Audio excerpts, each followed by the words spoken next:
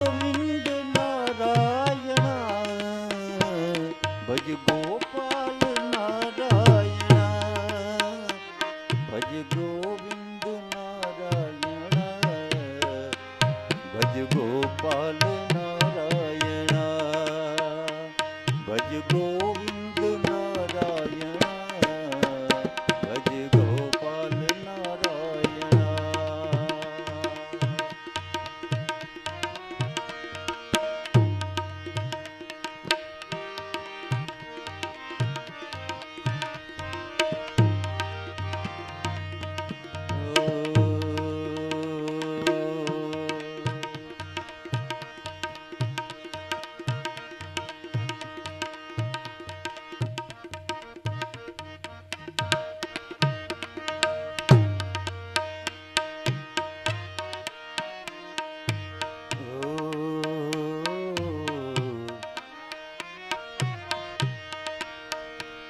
हरे राम कृष्ण हरे राम कृष्ण हरे राम कृष्ण हरे राम कृष्ण हरे राम कृष्ण हरे राम कृष्ण हरे राम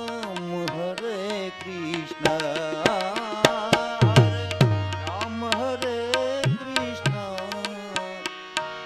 हरे राम कृष्ण हरे राम कृष्ण हरे राम कृष्ण हरे राम कृष्ण हरे राम हरे बोलिए मोवेश्वर महादेव की जय।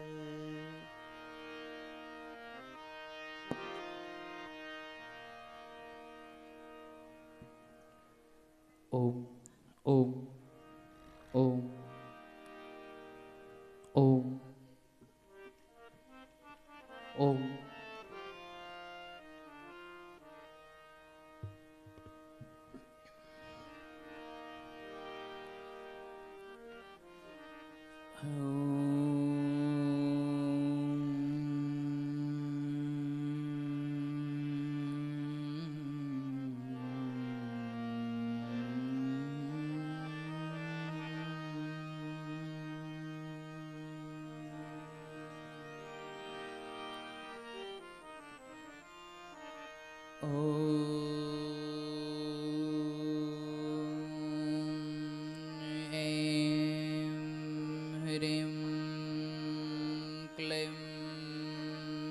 चामुण्डाय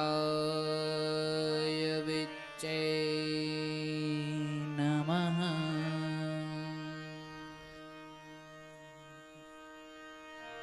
स्वस्ति श्री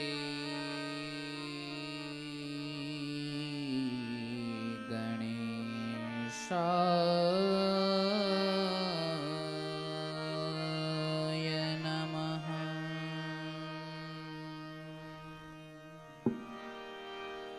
श्री सरस्वत्यै नमः।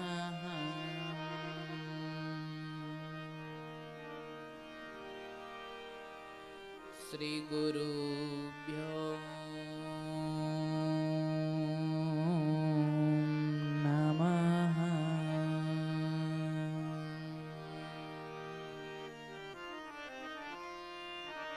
या श्री स्वयं सुकृतिनां भवनेष्वलक्ष्मी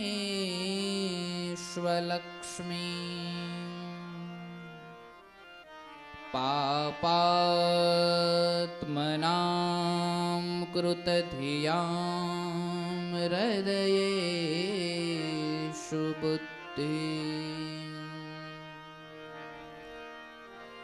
श्रद्धा शतां कुलजन् प्रभवस्य 「 लज्जा 「 「 「 」 「 「 」 「 」 「 」 「 」 「 」 「 」 「 」 「 」 「 」 「 」 「 」 「 」 「 」 「 」 「 」 「 」 「 」 「 」 「 」 「 」 「 」 「 」 " " " तां त्वां नताहस्मं परिपालय देवि विश्वम् दुर्गे स्मृता हर्षे भीतं शेषजन्तो स्वस्थे स्मृता मतिमते शुभां ददासि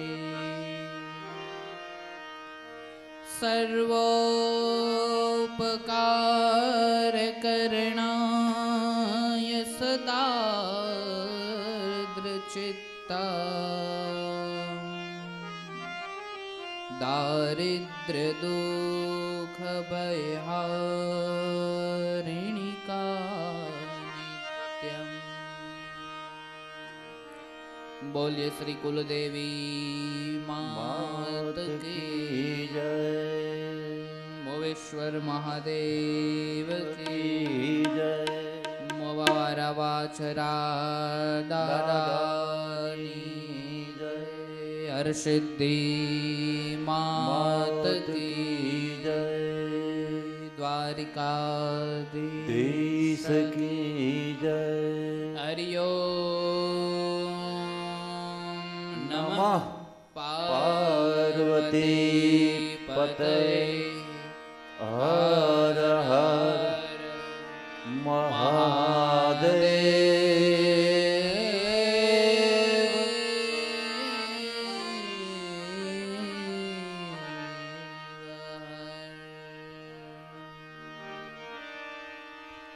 आइए घड़ी दो घड़ी के लिए परमात्मा ना नाम નું સ્મરણ કરી લઈએ।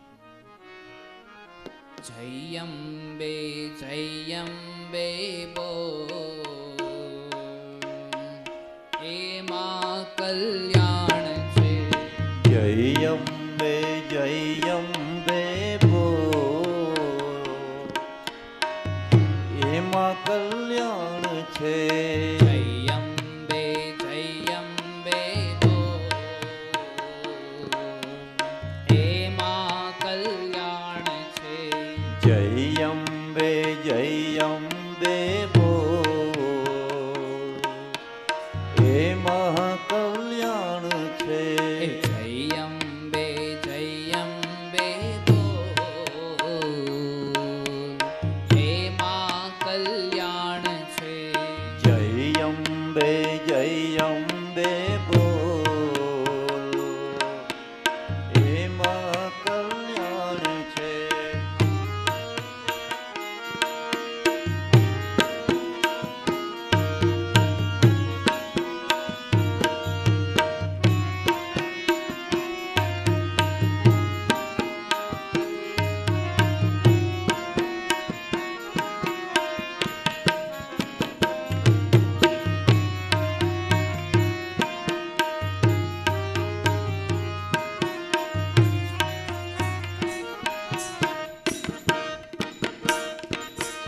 એમાં કલ્યાણ છે ને એમાં બેડો પાર છે। એમાં કલ્યાણ છે એમાં બેડો પાર છે। એમાં કલ્યાણ છે એમાં બેડો પાર છે। એમાં કલ્યાણ છે એમાં બેડો પાર છે। એમાં કલ્યાણ છે ને એમાં ઉદ્ધાર છે। એમાં કલ્યાણ છે એમાં ઉદ્ધાર છે। એમાં કલ્યાણ છે એમાં ઉદ્ધાર છે।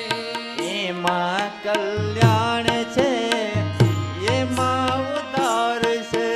હર સિદ્ધિ બોલ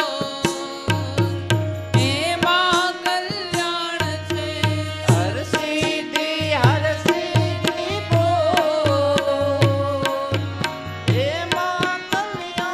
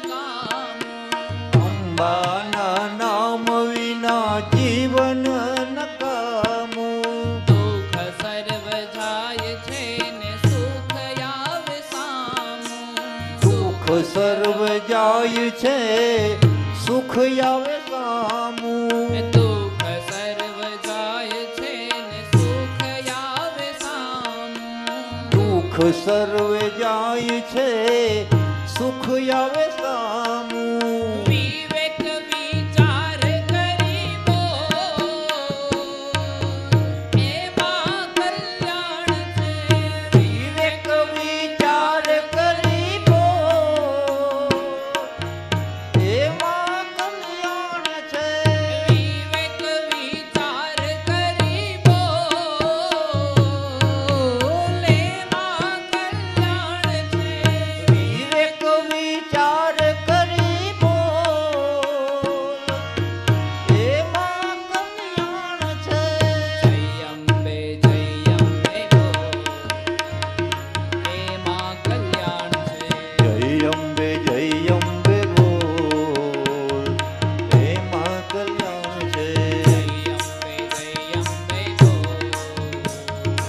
એમાં કલ્યાણ છે જય અંબે બોલ એમાં કલ્યાણ છે એમાં કલ્યાણ છે એમાં કલ્યાણ છે એમાં કલ્યાણ છે એમાં કલ્યાણ છે એમાં કલ્યાણ છે એમાં કલ્યાણ છે એમાં કલ્યાણ છે એમાં કલ્યાણ છે એમાં કલ્યાણ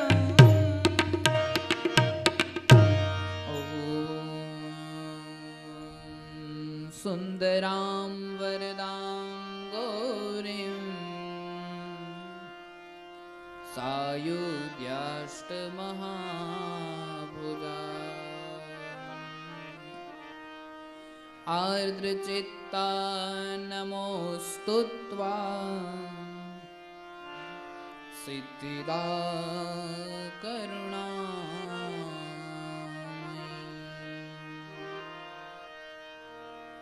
બોલીએ મોવેશ્વર મહાદેવ કી જય હરિ ઓમ નમઃ પાર્વતી પતે હર હર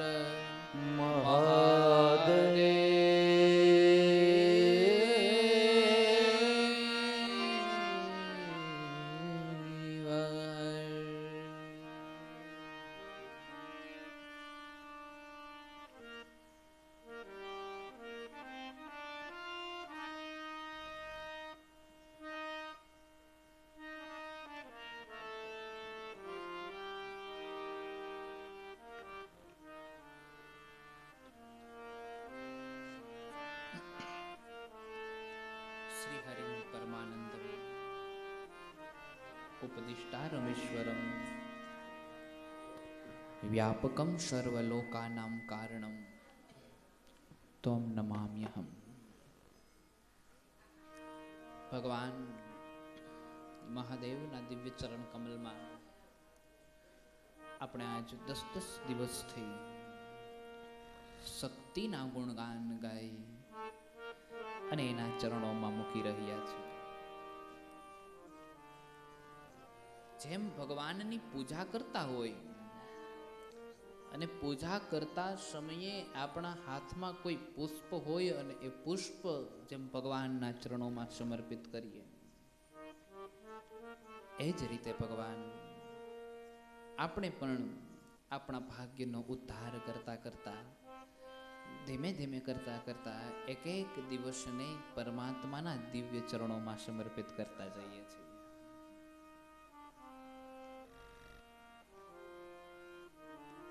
કારણ કે આ સમય કઈ રીતે પસાર થાય એની ખબર ન પડે. એક વખત તમે તમારા મનની અંદર કલ્પના કરજો કે અહીંયા તમે 1.5 કે 2 કલાક સુધી પલોઠી વાળીને બેસો છો. એ 1.5-2 કલાક સુધી પલોઠી વાળીને તમે તમારા ઘેર ક્યારે બેઠા હતા?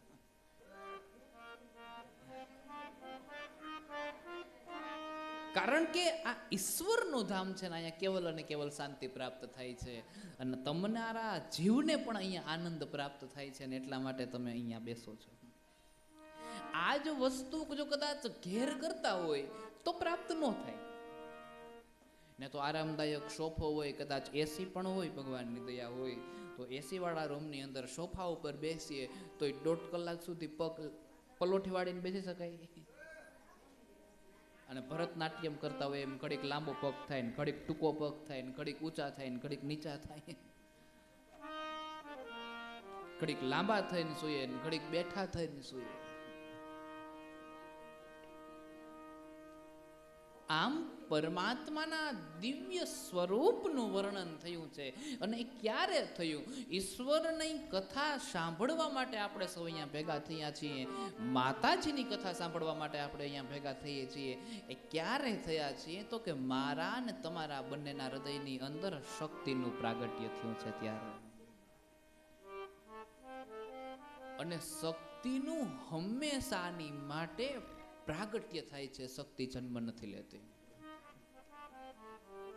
અને એટલે પણ આપણે પ્રસંગો જ્યારે કથાઓમાં ઉજવવાના હોય ને ત્યારે આપણે એમ કહીએ છીએ કે સતી પ્રાગટ્ય, નવદુર્ગા પ્રાગટ્ય,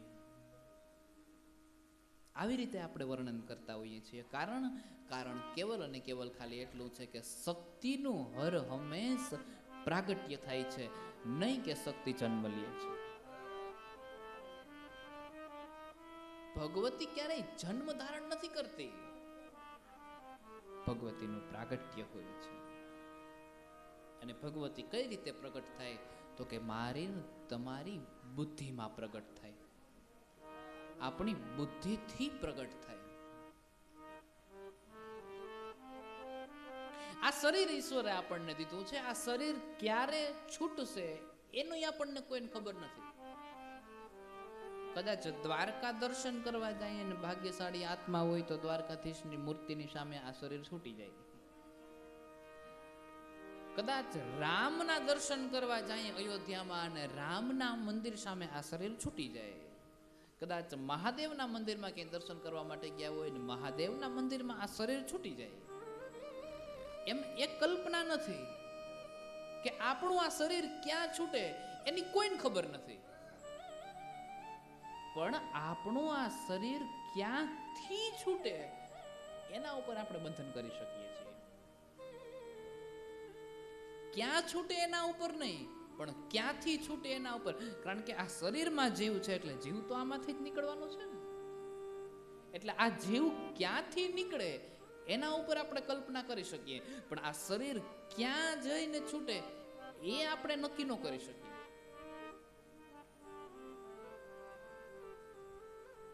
ગીતાના માધ્યમ પ્રમાણે જોઈએ તો શરીરના 9 દરવાજા, 2 કાન, 2 આંખ, 1 મુખ, 2 નાક, મળમૂત્રના દ્વાર 9, 2, 4, 6, 7 અને મળમૂત્રના દ્વાર એટલે 9. અને આપણા સંતો દ્વારા એવું કીધું છે કે 10મો દ્વાર આ બ્રહ્મેન્દ્ર, અહીંથી જેનો જીવ જાય એ તો હકીકતે મુક્ત થઈ જાય. એ તો સંત સાધક જે હોય ને એનો જીવ અહીંથી જાય, બાકી ન જાય. જય હો. તમારે તમારા જીવને ક્યાંથી બહાર નીકળવા દેવો છે એ જીવની જો તમારે વાત કરવી હોય તો એના માટે કીધું છે કે એના માટે તમારે તમારી ચેતનાને ત્યાં કેન્દ્રિત કરવું પડે.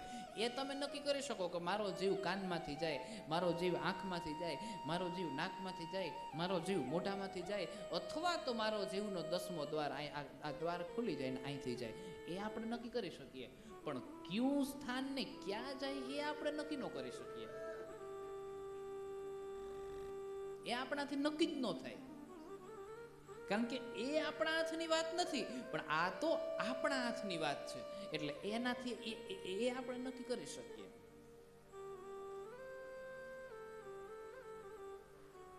ભગવાનની દિવ્ય કથા છે, ભગવતીની દિવ્ય કથા છે, માતાજીની સુંદર જે આ લીલા છે એની ચર્ચાઓ કરી છે. જે કોઈ વ્યક્તિને જ્યાંથી જીવને નીકળવા દેવો હોય એના માટેના અમુક સાધનો દીધા છે ભગવાન.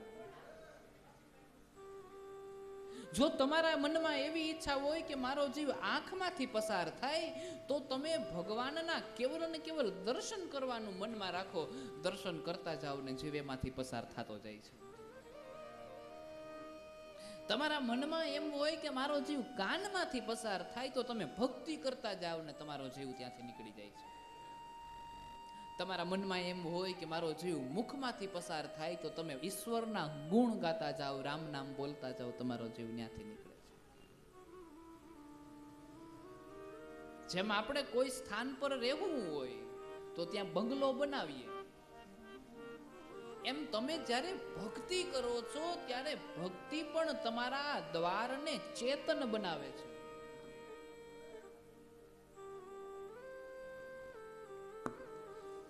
ચેતના છે એ આંખમાં પ્રવેશી જાય, પણ એમાં પાછા નિયમો હોય છે. એક દિવસ દર્શન કરવા જઈએ ને મજા આવે તો જાય, મજા આવે તો ના જાય, એમ નો હાલે હો. પાછું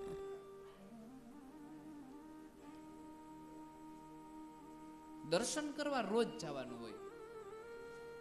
તમે રોજે દર્શન કરવા જાઓ એટલે આંખને ઈશ્વરના દર્શન કરવાની આદત પડી જાય. એટલે આ જીવને પણ ખબર પડે છે કે મારે અહીંથી નીકળવું સહેલું પડશે.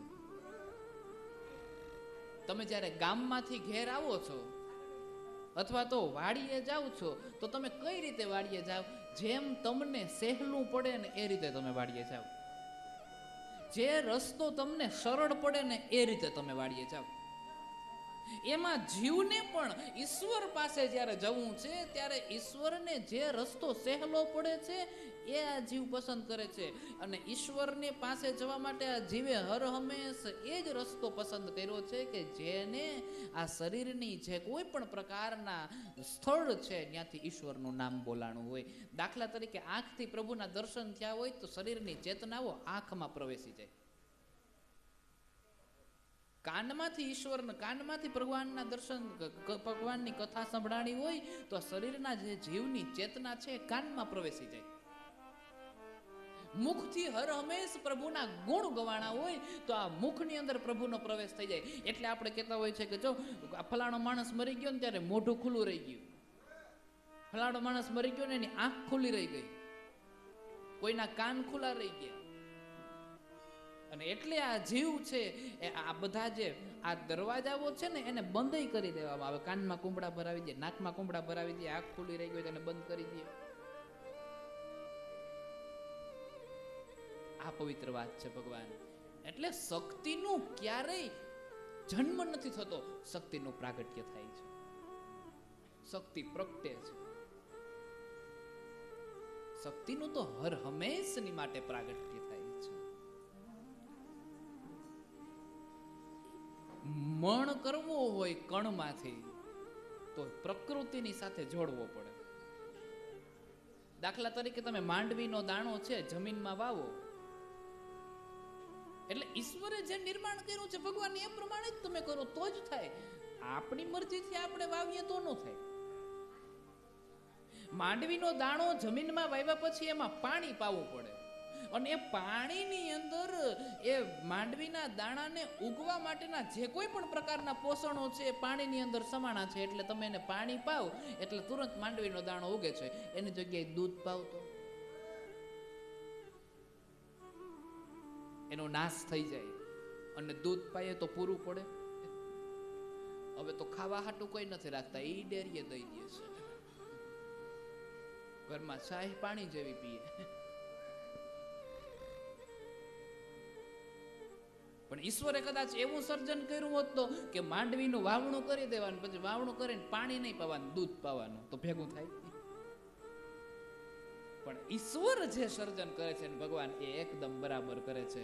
જો એની જગ્યાએ કદાચ દૂધ પાય ને તો ત્યાં થોડી થોડી કીડિયું થાય, વિકાસ થાય, જે ઉગતું હોય ને એને રોકે. પણ પાણીની અંદર એવા એવા પ્રકારના ગુણો છે કે જે અંદર વાવેલું બીજ છે એ બીજમાં એકમાંથી અનેક થવાના ગુણ એ પાણીની અંદર સમાણા છે. આ વાત સત્ય છે ભગવાન. અને એટલા માટે આપણે પાણી પાઈએ છીએ. ઈશ્વર પાણી વરસાવે છે, જળ વરસાવે છે. આ શરીરને જીવાડવા માટે જળ જરૂરી છે, ઉગાડવા માટે જળ જરૂરી છે. પવિત્રમાં પવિત્ર જળ છે, એના સિવાય આ જગતમાં બીજું કઈ. શુદ્ધમાં શુદ્ધ જળ. એટલે સંકલ્પ કરીએ પાણીની સાક્ષીએ, જળની સાક્ષીએ અંજલિ આપીએ. આપણે આરતીને અંજલિ આપીએ, 3 આટા ફેરવીએ, એક વખત પાણી લઈને 3 આટા ફેરવીએ જળની સાક્ષીએ. કારણ કે પાણીમાં સર્વસ્વ પ્રકારના ગુણ છે, જળમાં સર્વસ્વ પ્રકારના ગુણો સમાણા છે.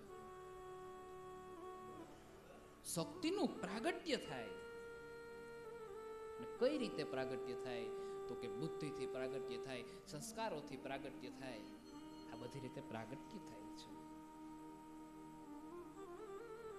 જાગ્રત જગ્યાઓની અંદર તમે જ્યારે જાઓ છો ત્યારે એ જગ્યાઓમાં શક્તિ તો હોય જ છે, પણ ત્યાં એ શક્તિને જગાડવાની હોય. દેવદત્તના પુત્રમાં શક્તિ તો હતી જ, બસ એને જગાડવાની વાર હતી. જે ગઈકાલે આપણે વાત કરી છે, દેવદત્તનો પુત્ર મહામૂર્ખ હતો, શક્તિ તો હતી જ, બસ એને જગાડવાની વાત હતી. અને વિદ્વાનો દ્વારા એ શક્તિની જાગૃતતા અવસ્થામાં આવી, એટલે એનાથી મોટો વિદ્વાન આ જગતમાં બીજો કોઈ નહોતો એ સમયે. સારા સારા વિદ્વાનોને જ્યારે કુંડળી જોવામાં મુશ્કેલીઓ પડતી ને ત્યારે એની સમક્ષ મૂકતા કે કૃતજ્ઞને જઈને કહેતા કે જુઓ તો ખરી મહામુનિ, આમાં શું ભૂલ છે. આહા, બીજનો ખૂબ મહિમા છે ભગવાન. તમે જ્યારે બીજ વાવો છો એ કણમાંથી મણ થઈ જાય છે. આ બીજનો બહુ મહિમા છે. બીજના મહિમાનો એક સુંદર પ્રસંગ કીધો છે ભગવાન વેદ વ્યાસજીએ. કીધું છે કે અયોધ્યા નગરી છે અને એ અયોધ્યા નગરીમાં ધ્રુવસંધિ નામના રાજાનું રાજ છે. દશરથ રાજા તો હમણાં થયા અને એને અવતાર ઘેર રામ પ્રસન્ન થયા છે, એટલે આપણને એવું લાગે કે અયોધ્યાના રાજા દશરથ જ હોય, પણ એના પહેલા એ રાજ્ય તો હતું જ ને. દ્વારિકામાં દ્વારિકાધીશ થયા અને એ જગ વિખ્યાત થયા ને ઈશ્વરનો અવતાર થયો, એટલે આપણા મનમાં પ્રશ્ન એવો જાગે કે દ્વારિકાના રાજા એટલે કે દ્વારિકાધીશ, પણ એના પહેલા કોક તો હોય ને. કદાચ એણે એ જગ્યાનું નિર્માણ કર્યું હોય, પણ એ સ્થાન કોકની હદમાં તો આવતું હોય ને.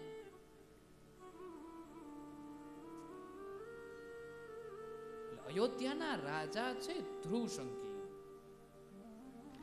એને 2 સંતાનો છે અને બંને જે સંતાનો છે એ અલગ અલગ પત્નીઓથી છે.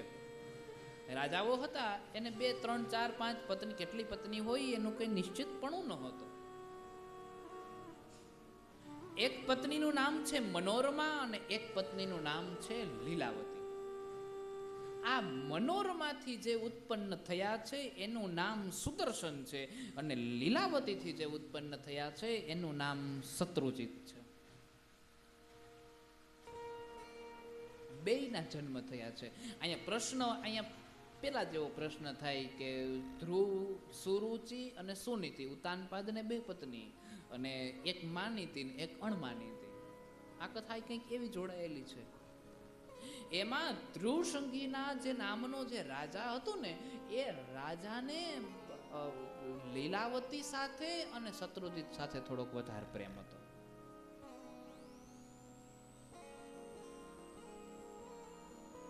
ભગવાનની દિવ્ય લીલા જ્યાં આ પ્રકારની વાત છે, બુદ્ધિ હોય ત્યાં વિનાશ હોય, એ વાતનું પણ યાદ રાખવી જોઈએ. સુરુચિન સુનીતિન એકે બુદ્ધિ વાપરી કે તારે તારા પિતાના ખોડામાં બેસવું હોય તો તારે મારા પેટે અવતાર ધારણ કરવો પડે, તો જ તને તારા પિતાના ખોડે બેસવા દે, નહીંતર ન બેસવા દે. એને બુદ્ધિનો ઉપયોગ કર્યો. ટૂંકમાં ટાઢે પાણીએ ખોહ કાઢવા માંગ્યું કે જો આને અહીં ના બેસવા દો, મન ભાંગી નાખો ને તો અહીંથી વયો જાય તો મારો જ દીકરો રાજા બન, નકર કાલ સવારે હક દેખાડશે કે એમાં મારો અધિકાર છે. અને બુદ્ધિ વાપરી અને બુદ્ધિ વાપરે ત્યાં વિનાશ હોય, હર હંમેશની માટે વિનાશ હોય.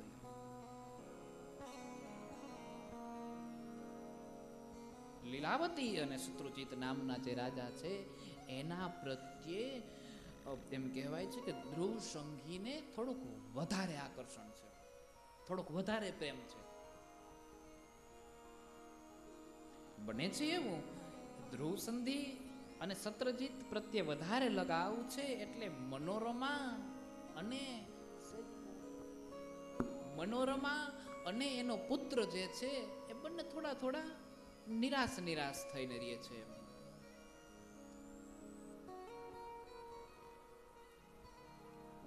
આમે તો જોજો, ઘરમાં જેનું વધારે માન હોય એનો ચહેરાની રોનક જોજો ને જેનું ઓછું માન હોય એ ચહેરાની રોનક જોજો, ઘણો ફરક પડે.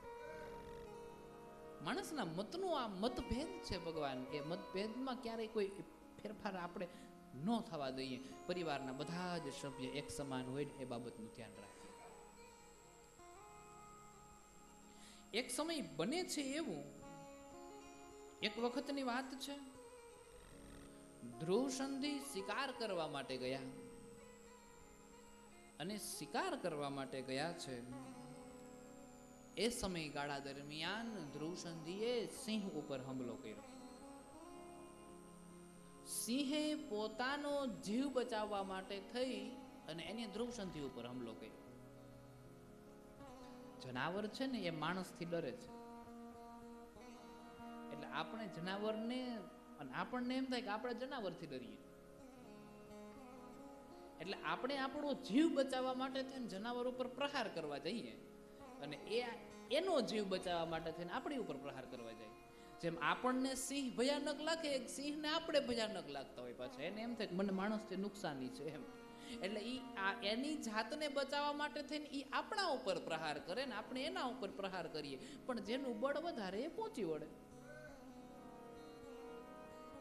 એટલે આજ દી સુધી જગતમાં એવા દાખલા જોયા છે કે સિંહ હાવ જ છે માણસને પૂગી ગયો, માણસ હાવ જ નથી પૂગી ગયો.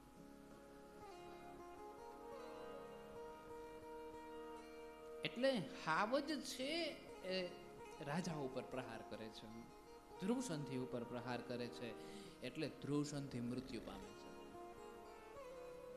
હવે એક તો આમેય તે મનોરમાનું માન સન્માન છે એ રાજ્યની અંદર થોડુંક ઓછું હતું, અને એમાંય ઉપરથી એનો પતિનું મૃત્યુ પામ્યા, અને એની ઉપર દુઃખની વાત પાછી એ છે કે મનોરમાના પિતાએ જીવતા નથી, એ મૃત્યુ પામ્યા છે. એટલે આગળ પાછળ સહારો દેનારું કોઈ નથી.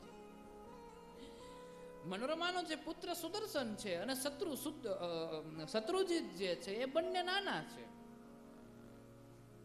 એટલે લીલાવતીના પિતા જે છે એ પિતા છે એ રાજ્યમાં આવે છે અને એના સૈન્ય સાથે યુદ્ધ કરે છે. સૈન્ય સાથે યુદ્ધ કરીને એની પાસે જીતી જાય છે, અને જીતીને પછી લીલાવતીનો જે દીકરો છે એનો રાજ્યાભિષેક કરીને પછી રાજ્ય તિલક કરી દે છે. કારણ નાન બાપુ છે એટલે તો દોહિત્રનો જ રાજ્યાભિષેક કરે ને, એ થોડો કઈ બીજાના દીકરાનો રાજ્યાભિષેક કરે, એટલે એનો રાજ્યાભિષેક થઈ ગયો. અહીંયા રાજ્યાભિષેક થયો. યુધાજીત નામના રાજા છે જે લીલાવતીના પિતા છે, અને યુધાજીતે એના દીકરીના દીકરાનો રાજ્યાભિષેક કરીને પછી યુધાજીત ત્યાં રહેવા લાગ્યા. હવે બને છે એવું કે મનોરમા મનોમન એવો વિચાર કરે છે કે હવે વાત રાજની આવી છે, હવે વાત સત્તાની આવી છે, એટલે જેમ પાંડવોની સાથે થયું એવું કદાચ અમારી સાથે પણ થાય. પાંડવોને વારંવાર મારી નાખવાના પ્રયત્ન કરવામાં આવતા હતા, એટલે રાજ્યની બાબત છે, સંપત્તિની બાબત છે, એટલે અમને પણ કદાચ વારંવાર મારી નાખવાના પ્રયત્ન કરવામાં આવે. કારણ કે મનોમન એવો વિચાર કરશે કે આનો દીકરો મોટો થઈને અમારી પાસે રાજ્યનો અધિકાર માંગશે, અને એટલા માટે થઈને જોઈને મારી નાખીએ તો કઈ ઉપાધિ નહીં. પરંતુ બને છે એવું ભગવાન કે મનોરમા આ બાબત ન થાય એટલા માટે રાજ્ય છોડીને જ હાલ્યા જાય છે કે સંપત્તિ કરતા જીવ વધારે સારો, એટલે રાજ્યને મૂકીને ચાલ્યા જાય છે. સાથે એમ કહેવાય છે કે વિદ્રુલ નામના એક મંત્રીને લઈ જાય છે અને એક સેવિકાને અયોધ્યાથી લઈને ત્યાંથી નીકળી જાય છે.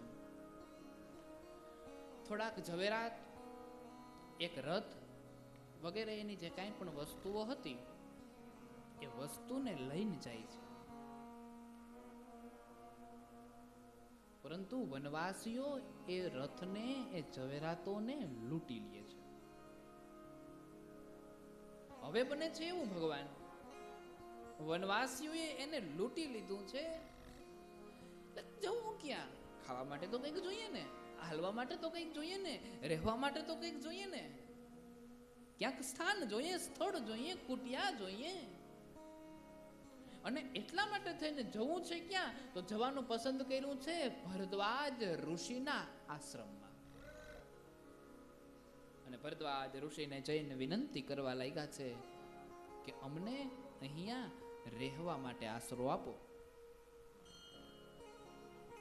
અને ત્યાં રહેવા માટે આશરો આપવા માટે કીધું છે ત્યારે ઋષિએ સુંદર ભાવથી કીધું છે, નિર્ભયા વસ કલ્યાણી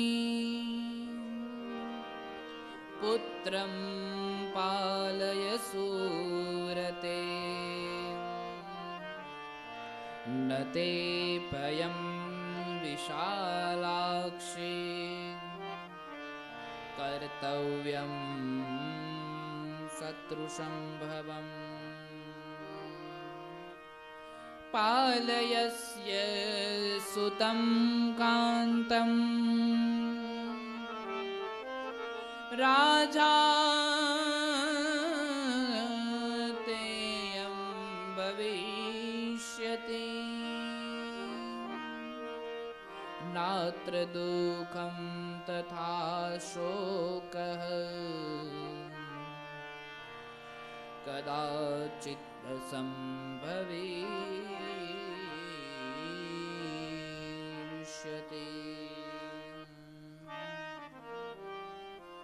ભરદ્વાજ મુનિને વિનંતી કરી કે હે મુનિ, અમને આ આશ્રમની અંદર તમે સહારો આપો.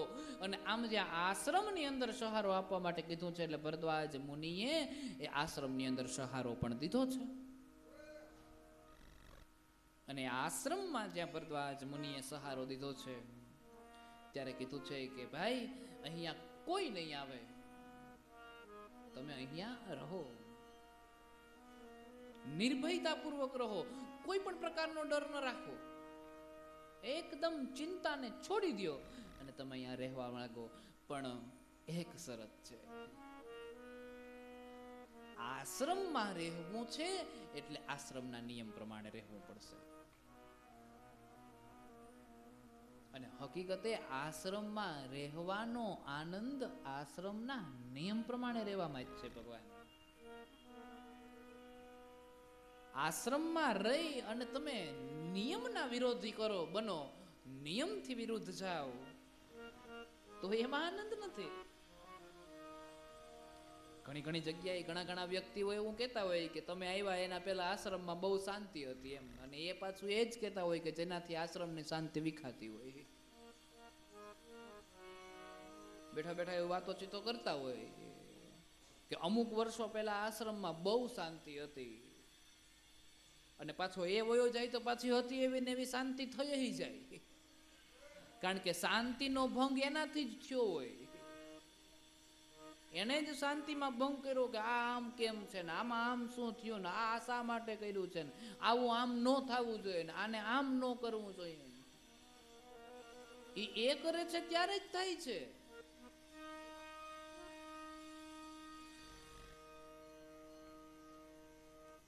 જે માણસના મનનો સ્વભાવ આશ્રમ પ્રમાણે નથી એ માણસને આશ્રમ ગમતો નથી. અને એટલા માટે થઈને એ માણસે આશ્રમના નિયમ મુજબ રહેવું હોય તો જ એને આશ્રમની અંદર આનંદ આવે છે, નહીતર આનંદ પણ આવતો નથી. આશ્રમમાં આનંદ જો પ્રાપ્ત કરવો હોય તો આશ્રમના નિયમો મુજબ જ રહેવું પડે.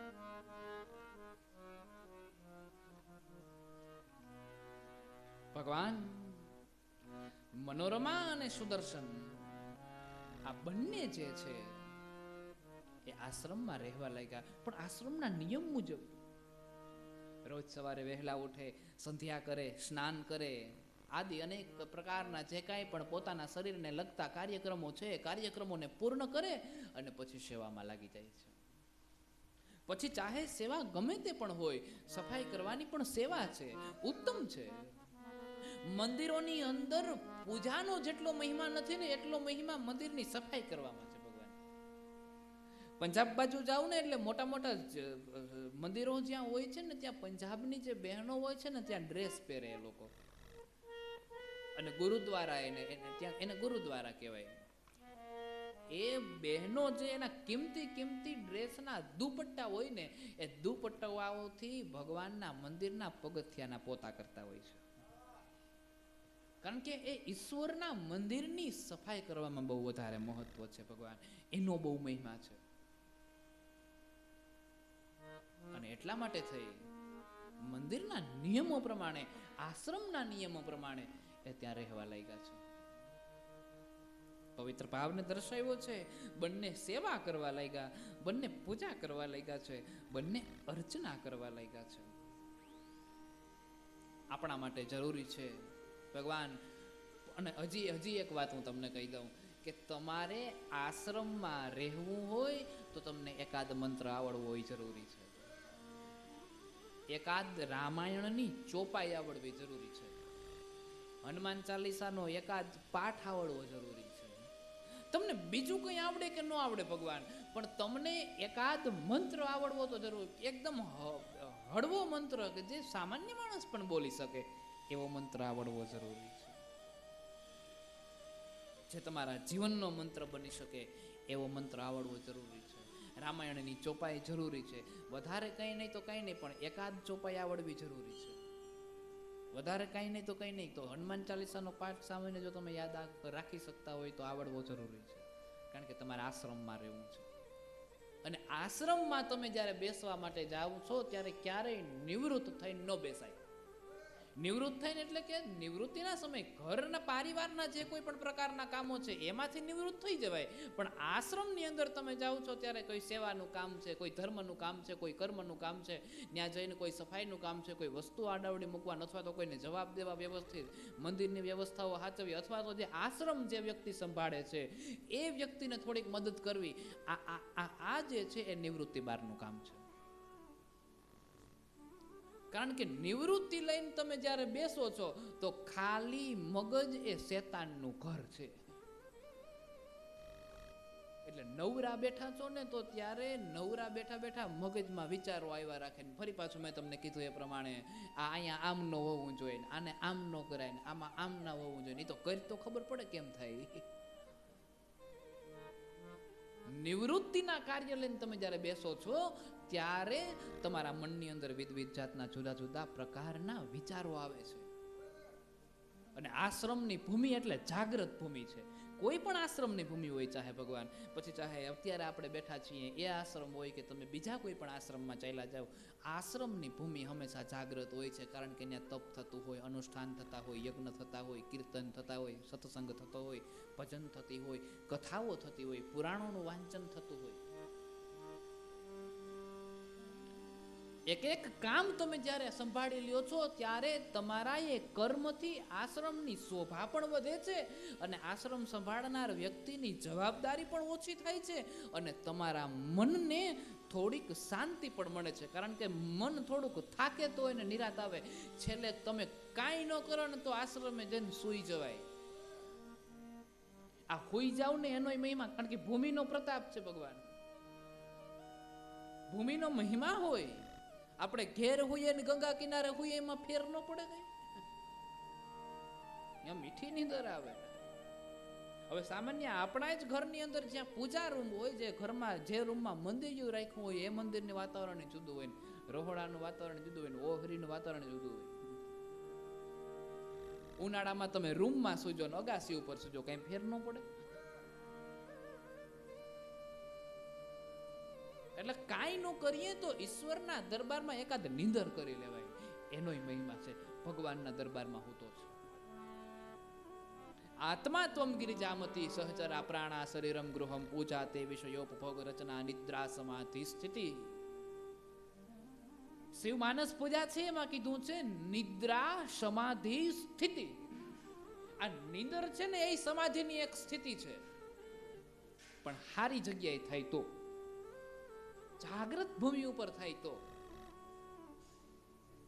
આ કાલ્યવનની ભગવાનની જે કથા છે એને કોઈને જ તપ કર્યું હતું, નિંદર કરીને જ તપ કર્યું હતું ને. મુચકુંદની ગુફા વાળું જે કહાની જે છે, નિંદર જ કરતો હતો, એ બીજું ક્યાં કઈ કરતો હતો.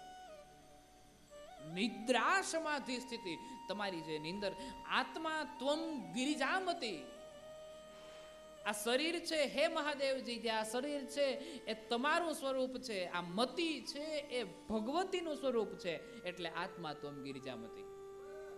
આ મતિ કહેતા બુદ્ધિ અને ગિરિજા કહેતા ભવાની. સહચરા પ્રાણા શરીરમ ગૃહમ.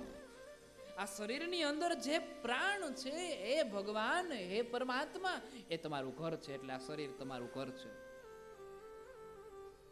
આત્મા ત્વમ ગિરિજામતી સહચરા પ્રાણા શરીરમ ગૃહમ પૂજા તે વિષયોપભોગ રચના.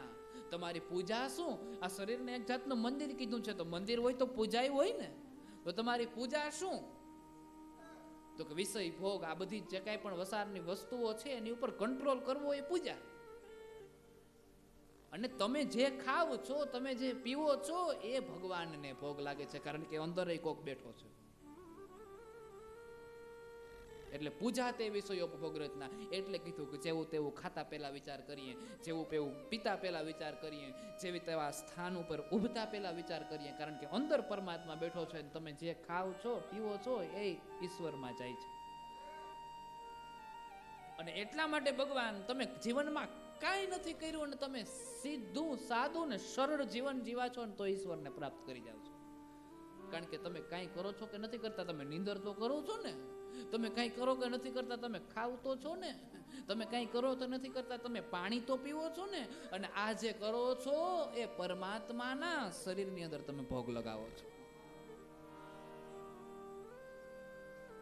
એટલે સાદગીના મનથી તમે કેવલ અને કેવલ કાંઈ કરો કે ન કરો, ખાલી એટલું કરો ને, સરળતાથી જીવન જીવન તો એ બેડો પાર છે. અને પછી શું કીધું છે? પૂજા તે વિષયોપભોગ રચના નિદ્રા સમાધિ સંસાર પદયો પ્રદક્ષિણ વિધિ. ભગવાનના મંદિરની પ્રદક્ષિણા કરવાનો મહિમા છે. તમે જ્યારે ચાલો છો ત્યારે તમારી અંદર રહેલા જે ઈશ્વર છે એની તમે પ્રદક્ષિણા કરો છો. સંસારમાં પછી કોઈ પણ જગ્યાએ તમે ચાલીને જતા હોય એટલે જેવા તેવી ભૂમિ ઉપર હાલવાની મનાઈ કરી છે, કારણ કે ભૂમિ પણ દોષવાળી હોય. એટલે જેવી તેવી ભૂમિ ઉપર હલાય નહીં. સંસાર પદયો પ્રદક્ષિણ વિધિ, એટલે તમે એની પ્રદક્ષિણા કરો છો. અને કોની પ્રદક્ષિણા કરો? તો કે તમારી અંદર રહેલા ઈશ્વરને પ્રદક્ષિણા કરો છો. એમ નિવૃત્તિ લઈને ક્યારેય ન બેસવું, કારણ કે નિવૃત્તિ એટલે ખાલી મગજ, અને ખાલી મગજ એટલે શેતાનનું ઘર. પછી એને મનમાં વિચારો આવ્યા રાખે, આ કેમ છે, ઓલું કેમ છે, ઓલો હાંડો આમ મૂકવો જોઈએ, ખુરશી આમ મૂકવી હતી, આમ ને આમ કરવું હતું ને આમ કરવું હતું, એવા વિચારો આવ્યા. ને આ વિચારો ન આવે એટલે મનને થોડુંક ભરીને રાખીએ. અને ભરવું કેનાથી? તો કે રામ નામથી, સત્સંગથી, કીર્તનથી, ભજનથી. આ બધી જ વસ્તુઓથી ભરીને રાખીએ. એટલે આશ્રમમાં ક્યારેય નિવૃત્ત થઈને ન બેસવું. અને જ્યારે નિવૃત્ત થઈને બેસીએ પછી તો એ જે મંદિર નિવૃત્ત થઈને બેઠા હોય, પછી તો એ મંદિરમાં બિચારો પૂજારી સેવા કરતો હોય એમાંય ભૂલ નીકળે, કારણ કે કરવું જ હોય નહીં. એટલે આવી વસ્તુઓ બનતી હોય છે. મનોરમા અને મનોરમાનો જે દીકરો છે એ બંને આશ્રમની અંદર રહેવા લાગ્યા. એટલું જ નહીં, પણ પવિત્ર અને જાગૃત ભૂમિ છે, કારણ કે ભરદ્વાજ મુનિની ભૂમિ છે. એ ભૂમિ ઉપર શું ઓછા યજ્ઞ થયા હશે? એ ભૂમિ ઉપર શું ઓછા અનુષ્ઠાન થયા હોય? એ ભૂમિ ઉપર શું ઓછા રામના નામ બોલાણા હોય? એ ભૂમિ ઉપર અનેક રામ નામના જપ થયા છે, અનેક કીર્તન થયા છે, અનેક ભજન થયા છે. અને જે જગ્યાએ, જે સ્થાન પર તમે રામ નામ જપ કરો છો એ ભૂમિ ઉપર એ નામનો પ્રભાવ પડે છે.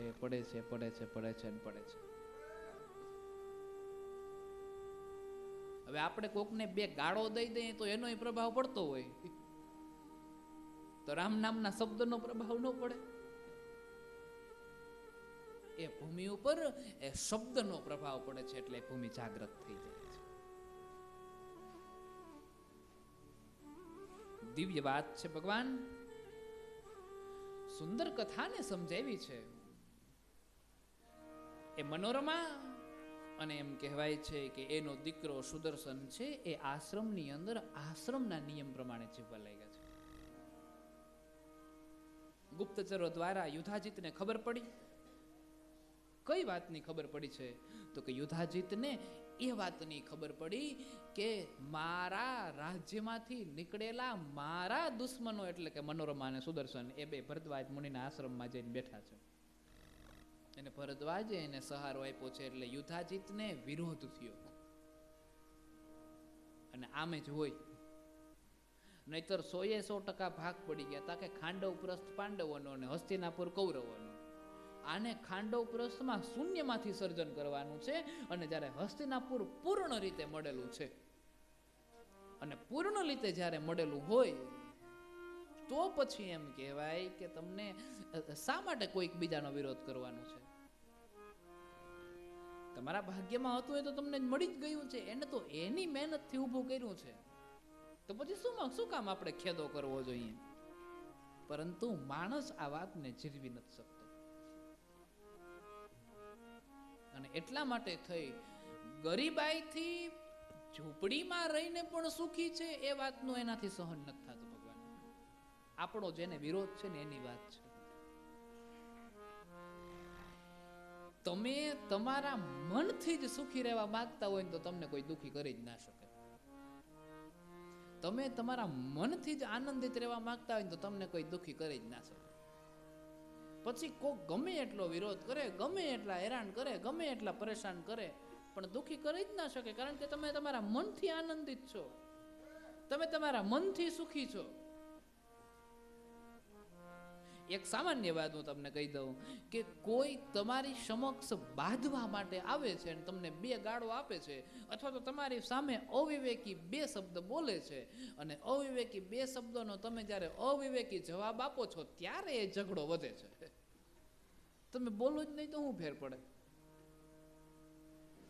તમે જ્યારે કોકને પ્રેમ આપો છો ત્યારે એની પાસે બીજો કોઈ વિકલ્પ છે જ નહીં પ્રેમ આપ્યા સિવાય. તમે કોઈની સામે બાંધવા જાવ, અવિવેકી શબ્દ બોલો, કોઈને એકાદ ઝાપટ મારો તો એ તમને સામે કરી શકે, પણ તમે કોકને પ્રેમ આપો છો તો તમને એની પાસે બીજો વિકલ્પ શું છે? તમને આપે શું?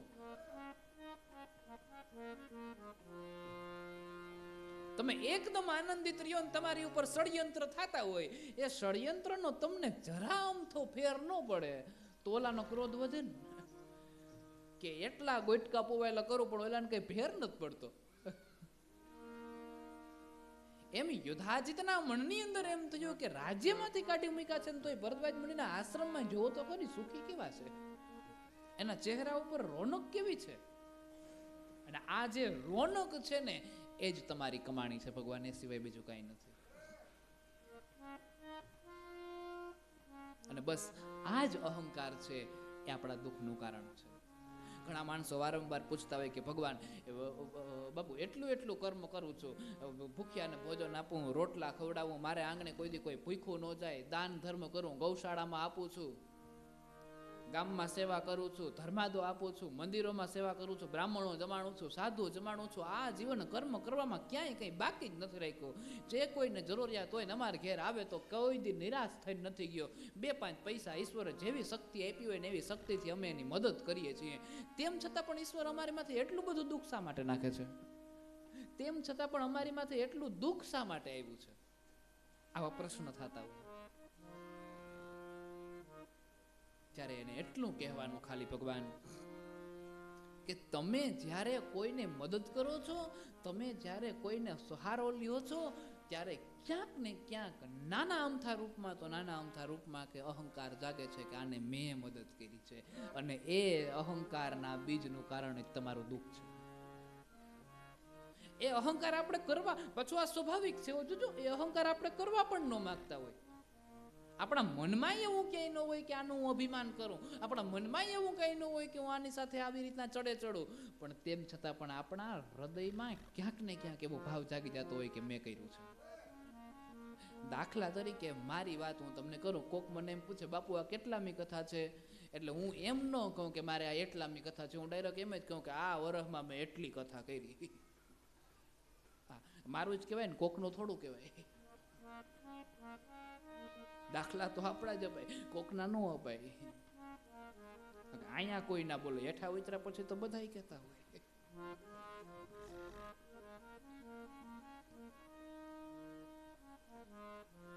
એટલે અહંકાર આપણા મનની અંદર, એમાં હું આવી જાઉં, તમે આવી જાઓ છો ભગવાન, અમે બધા આવી જાય.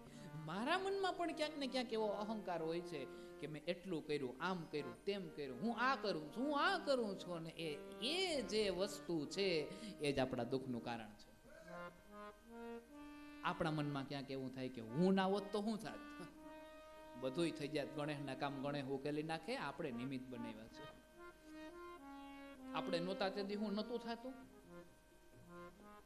બધું થઈ જાય. ઈશ્વર આ શરીરને નિમિત્ત બનાવવા માંગે છે, એટલે આપણે નિમિત્ત થવું જોઈએ ભગવાન. તો બંને આશ્રમમાં રહેવા લાગ્યા છે. યુધાજીત ભરદ્વાજ પાસે ગયા, સૈન્યને મોકલું છે, અને સૈન્યને મોકલીને કીધું છે કે તમે અમારા દુશ્મનોને સાચવા છે, તમે એને છૂટા કરી દો. અને ભરદ્વાજ મુનિ છે એ સૈન્યને સમજાવે છે કે એ મારે આશરે છે, એટલે હું એને છૂટા ન કરી શકું. તારા બળ પ્રતાપથી તારી પાસે બળ હોય તો તું આવીને લઈ જા, તારામાં શક્તિ હોય તો તું આવીને લઈ જા. ટૂંકમાં દેશી ભાષામાં ભરદ્વાજ મુનિએ એવું કીધું કે મારી પાસે છે, તારામાં ત્રેવડ હોય તો લઈ જા. આ હાવ દેશી ભાષા લ્યો, રોપ ભાષા હાવ કે છે મારી પાસે, તારે પાસે હું જ હોય તો લઈ જા. અને ભરદ્વાજ મુનિએ કીધું છે કે તારી પાસે સૈન્ય છે, તારી પાસે શાસ્ત્ર છે, તારી પાસે શસ્ત્ર છે, તું પ્રહાર કરીશ, તું યુદ્ધ કરીશ, પણ અમારી પાસે શાસ્ત્ર છે, અને શાસ્ત્રનું બળ શસ્ત્ર કરતા વધારે હોય, ભક્તિનું બળ સૈન્ય કરતા વધારે હોય. એટલે યુદ્ધ કરવા આવ્યું તો એ ધ્યાન રાખજે. પછી ગામમાં 2-5 માણસ સારા હોય ને, 2-5 માણસો સમજુ હોય, એટલે એ સમજુ માણસોએ યુધાજીતને સમજાવ્યા, શત્રુજીતને સમજાવ્યા કે તમારે એની સામે યુદ્ધ કરવા ન જવાય, એનું ભક્તિનું બળ બહુ વધારે છે, અને એની ભક્તિના બળ પ્રતાપ વડે તમારો નાશ કરી નાખશે ને ખબર નહીં પડે. એટલે ગામના સમજાવવાથી યુધાજીત સમજી ગયા અને પાછા વળી ગયા છે. પણ બુદ્ધિને થોડા સમજાવી શકે. મોકો જોઈને બેઠા છે, રાહ જોઈને બેઠા છે કે ક્યારે સમય મળે ને ક્યારે મોકો મળે ને બરાબર એ જ સમયે હું એની ઉપર પ્રહાર કરું ને એની પાસેથી જે જોઈએ છે લઈ આવું. અને ત્યારે એ મનોરમા અને મનોરમાના જે દીકરા સુદર્શન છે, એ સુદર્શન એ બંને એ ભૂમિ મારીએ છે અને ખૂબ સેવા કરે છે, ખૂબ ભોજન કરાવે છે. ભરદ્વાજ મુનિ તો જાણે આખો આશ્રમનો વહીવટ જ એ સુદર્શનના હાથમાં સોંપી દીધો છે. પછી તો ભરદ્વાજ મુનિ મનોમન એવો વિચાર કરે છે કે હવે મને મારા આશ્રમની કોઈ જાતની ચિંતા જ નથી, કારણ કે આવો યોગ્ય વ્યક્તિ આવી ગયો છે ને મારો આશ્રમ સંભાળે છે. અને આશ્રમમાં જ્યારે યોગ્ય વ્યક્તિ આવી જાય ત્યારે આસપાસના લોકોને આનંદ બહુ આવે છે કે આ યોગ્ય વ્યક્તિ છે એ અમને પ્રાપ્ત થયો છે. ભરદ્વાજ મુનિ મનોમન વિચાર કરે છે કે સુદર્શન આવ્યો પછી મને કોઈ ચિંતા જ નથી. અને સુદર્શનના રાજ્યની અંદર એટલે કે સુદર્શનના આશ્રમની અંદર કોઈ સાધુ આવે તો એને ભોજન કરાવે, દોડી દોડીને એવી સેવા કરે, એને દર્ભના આસનો આપે, એની સંધ્યા માટેની બધી વ્યવસ્થાઓ કરી આપે, એને રોકાવાની વ્યવસ્થા કરી આપે, અને સાધુને એવું ભોજન કરાવે કે આજ બપોરે જમ્યા હોય ને તો બીજે દિવસની બપોર સુધી સાધુને ભૂખ જ ન લાગે. એવું ભોજન કરાવે ને બહુ ભાવથી જમાડે. એટલે ભરદ્વાજ મુનિ બહુ રાજી થયા છે કે અમને અમારા આશ્રમની હવે કોઈ ચિંતા નથી, કારણ કે આશ્રમને સંભાળનાર કોઈ એક એવો સારો વ્યક્તિ આવી ગયો છે કે જે આશ્રમની શોભા વધારે છે, એ આશ્રમને દેદીપ્યમાન કરે છે. અને આવા યોગ્ય વ્યક્તિની જરૂર હરેક આશ્રમમાં હોય પણ છે કે જે આશ્રમની શોભા વધારે, એને દેદીપ્યમાન કરે, એનો શણગાર કરે. કોઈ નાના ફૂલ ને ડેકોરેશન ને એનાથી આશ્રમની શોભા ન વધે, એનાથી તો દેખાવ વધે, પણ એની અંદર સંભાળનાર જે વ્યક્તિ છે જો યોગ્ય હોય તો એનાથી આશ્રમની શોભા વધે છે પ્રભુ. અને એમાંય કાશી નગરીમાં આશ્રમ છે, પ્રયાગનો કિનારો છે, ગંગા નદીનો તટ છે, એટલે પવિત્ર ભૂમિ છે, અને ભૂમિ ઉપર તમે આવા કર્મ કરો, તીર્થક સ્થળો ઉપર તમે આવા કર્મ કરો છો, ત્યારે એનો પ્રભાવ બહુ વધારે વધી જાય છે. એટલે એ ભૂમિ ઉપર માં અને દીકરો બે બેઠા છે. બેઠા બેઠા આશ્રમની રક્ષા કરે છે, આશ્રમમાં સેવા કરે છે, આશ્રમની સાફ સફાઈ કરે. માં અને દીકરો બંને એક સાથે મળ્યા છે, અને માં દીકરો બે એક સાથે મળીને આશ્રમની સેવા કરે છે અને આશ્રમને સાચવે છે.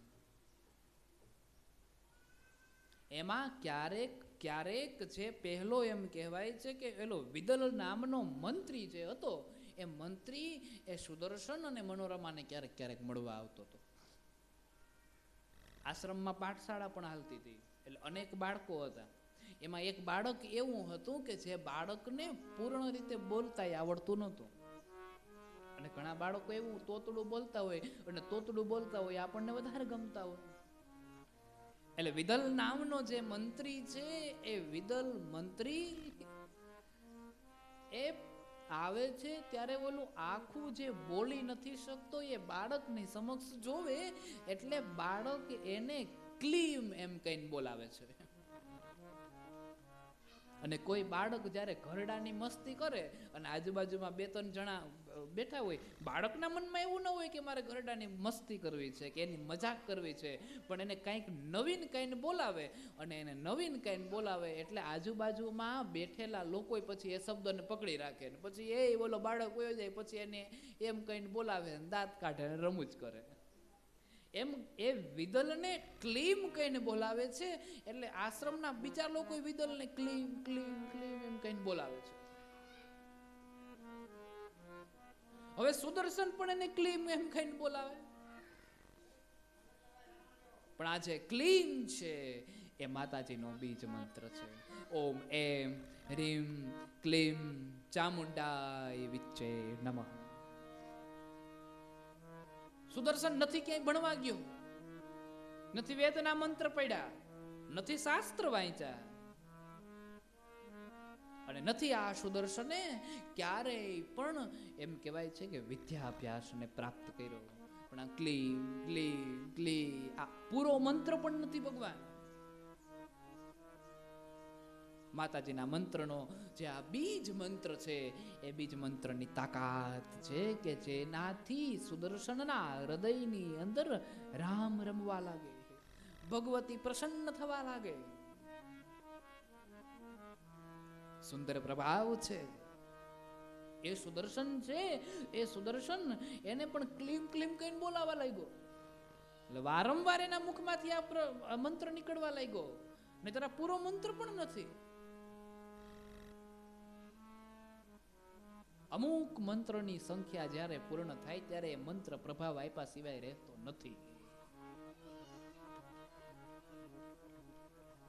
સુદર્શન પવિત્ર ભાવથી ક્લીમ ક્લીમ બોલે છે, ત્યારે એના હૃદયની અંદર એક શક્તિ જાગે છે. એના હૃદયની અંદર એક શક્તિ પ્રગટ થાય છે. આપણા બધાના હૃદયની અંદર શક્તિ તો હોય જ છે, બસ એ શક્તિને આપણે જાગૃત કરવાની વાત હોય. જે કોઈ પણ ભૂમિની અંદર જાઓ છો, એ ભૂમિમાં શક્તિનો પ્રભાવ હોય જ છે, બસ એ શક્તિને જાગૃત કરવાની વાત હોય છે. એમ એના મનની અંદર પણ એક શક્તિ જાગી છે.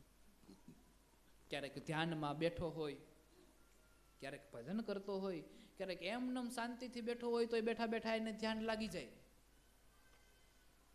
ક્યારેક એમનેમ શાંતિથી બેઠો હોય તો બેઠા બેઠા એને ઈશ્વરનું સ્મરણ થવા લાગે.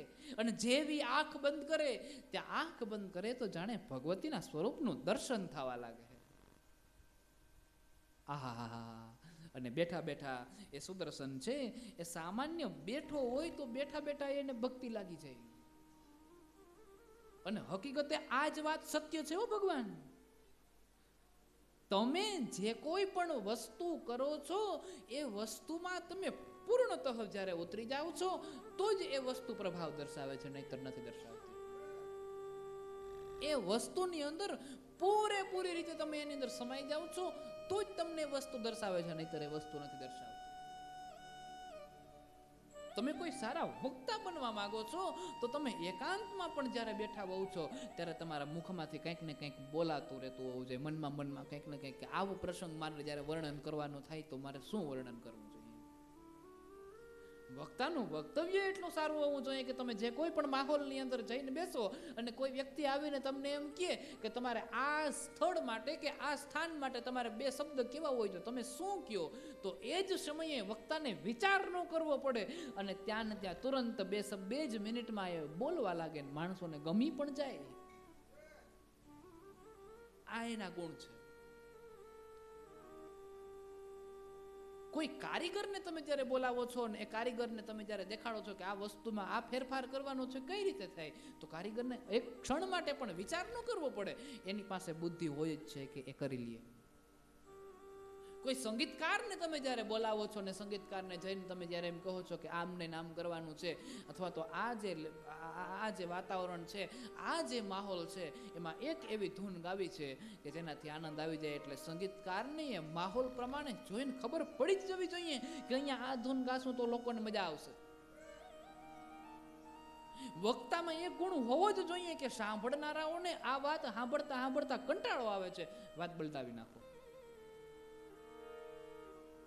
કોઈ લેખક હોય છે એને લેખન કાર્યની અંદર પૂર્ણતઃ સમાઈ જવું જોઈએ, અને જ્યારે વ્યક્તિ પૂર્ણતઃ એ કામની અંદર સમાઈ જાય છે ત્યારે એ કામ બહુ પરફેક્ટ થાય છે, બહુ સારું થાય છે. ઘણી વખત મોટરસાયકલમાં બેસીને જતા હોય ને તો આજુબાજુમાંથી ત્યારે અમે અમારા ભાવમાં ખોવાઈ ગયા હોય કે મારે આ કથાના પ્રસંગનું વર્ણન કરવાનું થાય તો હું કેમ વર્ણન કરું, એટલે ગાડીમાં બેઠા બેઠા મંડું બોલવા. પછી એ સમય દરમિયાન કોઈક ઓળખી તો બાજુમાં જ નીકળી જાય ને તો ખબર ન પડે. પછી એનો ફોન આવે કે બાપુ તમે જાતા હોય તો અહીંયા તો અવાજ બંધ રાખો, કારણ કે ત્યારે ભાવમાં ખોવાઈ ગયા હોય, અને માણસ જ્યારે ભાવમાં ખોવાઈ જાય છે ત્યારે બાજુમાં કોણ આવીને બેસી જાય તો એ ખબર નથી પડતી.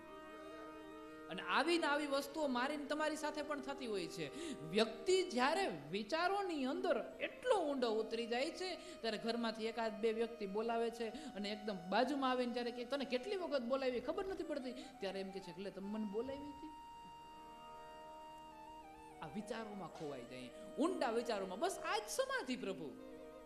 સમાધિનો અર્થ એ નથી કે તમે સમાધિસ્થ થઈને બેસી જાઓ. આ તો મનને સ્થિર અને શાંત કરવા માટે થઈને એક આસન જમાવીએ છીએ, જેથી કરીને આપણે જે સ્થાન પર પહોંચવાનું છે ત્યાં સુધી વહેલા પહોંચી જઈએ. અને એક માધ્યમ હોવું જોઈએ, કોઈ પણ સ્થાન પર જવા માટે એક માધ્યમ હોવું જોઈએ. સૂર્યનારાયણની તમારે ભગવાન સૂર્યનારાયણની ભજન કરવું હોય અથવા તો કૃપા પ્રાપ્ત કરવી હોય તો ડાયરેક્ટ સૂર્યનારાયણની કૃપા ન થાય. ગાયના માધ્યમથી તમારે સૂર્યનારાયણ સુધી પહોંચવું પડે. ગાયની સેવા કરો એટલે તમારી ઉપર સૂર્યનારાયણની કૃપા થાય. તમે સૂર્યનારાયણની સામા ઊભી જાવ એટલે અમુક જે વસ્તુઓ થવાની હોય એ થાય. સૂર્યનારાયણના પ્રકાશના કિરણો શરીર ઉપર પડે એટલે એનાથી જે ફાયદો થવાનો હોય એ થાય. પણ તમારે ગાયની સેવા કરવી પડે. ગાય એનું માધ્યમ છે. એમ કોઈ પણ મંત્રને જ્યારે તમારે સિદ્ધ કરવાનો છે તો એ સિદ્ધ કરવા માટે એ મંત્રનો ગુરુનું માધ્યમ છે. ગુરુ તમને આદેશ આપે છે એ બીજી વાત છે, અને ગુરુ પાસેથી તમે આદેશ લ્યો છો એ પણ બીજી વાત છે. ગુરુને તમે જઈને એમ કહો છો કે મારે આ મંત્ર સિદ્ધ કરવો છે, એટલે ગુરુ આદેશ આપે એ પણ બીજી વાત છે, અને ગુરુ સામે આલીને એમ કે દીકરા તારી માથે હાથ મૂકો છો તો આ મંત્રને સિદ્ધ કરી લે, એ બીજી વાત છે. કારણ કે ત્યારે ગુરુ તમારામાં પાત્રતા જોવે છે, અને ઓલું તો તમે એની પાસેથી લીધા પછી તમારે પાત્ર બનવું પડે છે. પાછો એનો મતલબ એ નથી હો કે એના સિવાય ઈશ્વરનું નામ ન જપાય, એના સિવાય ભગવાનનું નામ ન જપાય. જપાય. પ્રભુનું સ્મરણ કરવામાં ક્યાંય વાંધો નથી. પણ ગુરુ જ્યારે આદેશ કરે કે તારે 1.25 કરોડ મંત્રનો જપ કરવાનો છે અથવા તો તારે 1.25 લાખ મંત્રનો જપ કરવાનો છે, ત્યારે જો તમારા મનની અંદર અહંકાર જાગી જાય કે આની માળા તો હું રોજ કરું છું, તો બધું ફેલ. પછી ન્યાય એમ ન કહેવાનું હોય કે આની માળા હું રોજ કરું છું, એનો આદેશ પ્રાપ્ત થયો છે એટલે આદેશ ઉપર તુરંત અમલ કરવા માંડવાનું હોય. કોઈ આવીને તમને એમ કે 5 લાખ રામના નામ લખજે, ગુરુ સંત સમા યોગ્ય સાધુ આવીને એમ કે રામના નામ 5 લખજો, 5 લાખ રામના નામ લખજો, એટલે ત્યારે આપણે એમ કહી દઈએ તમારા બાપાએ લખતા હતા ને એના બાપાએ લખતા હતા ને હવે અમે લખીએ છીએ. તો એ તમારા મનનો અહંકાર થયો છે, એ અહમ થયો છે. આમ ભરદ્વાજ મુનિ બહુ રાજી છે કે આજ મારો આશ્રમ છે એ સુરક્ષિત છે. કોના હાથમાં? સુદર્શનના હાથમાં. હવે મને મારા આશ્રમની ચિંતા નથી. હું અહીંયા હોઉં કે ન હોઉં, હું આવું કે ન આવું, રહું કે ન રહું, પણ મારા આશ્રમનો જે વૈભવ છે, વૈભવ કહેતા ધન સંપત્તિ નહીં, પણ વૈભવ કહેતા આશ્રમની શોભા અને સંસ્કારો એ બહુ સુરક્ષિત છે. કારણ કે સુદર્શન છે એ આશ્રમની સેવા કરે છે. સામાન્ય બેઠો હોય ત્યારે પણ સુદર્શનનું ધ્યાન લાગી જાય છે, અને ધ્યાન લાગી જાય છે એટલું નહીં, પણ ધ્યાન લાગે ત્યારે એને કોકના દર્શન થાય છે.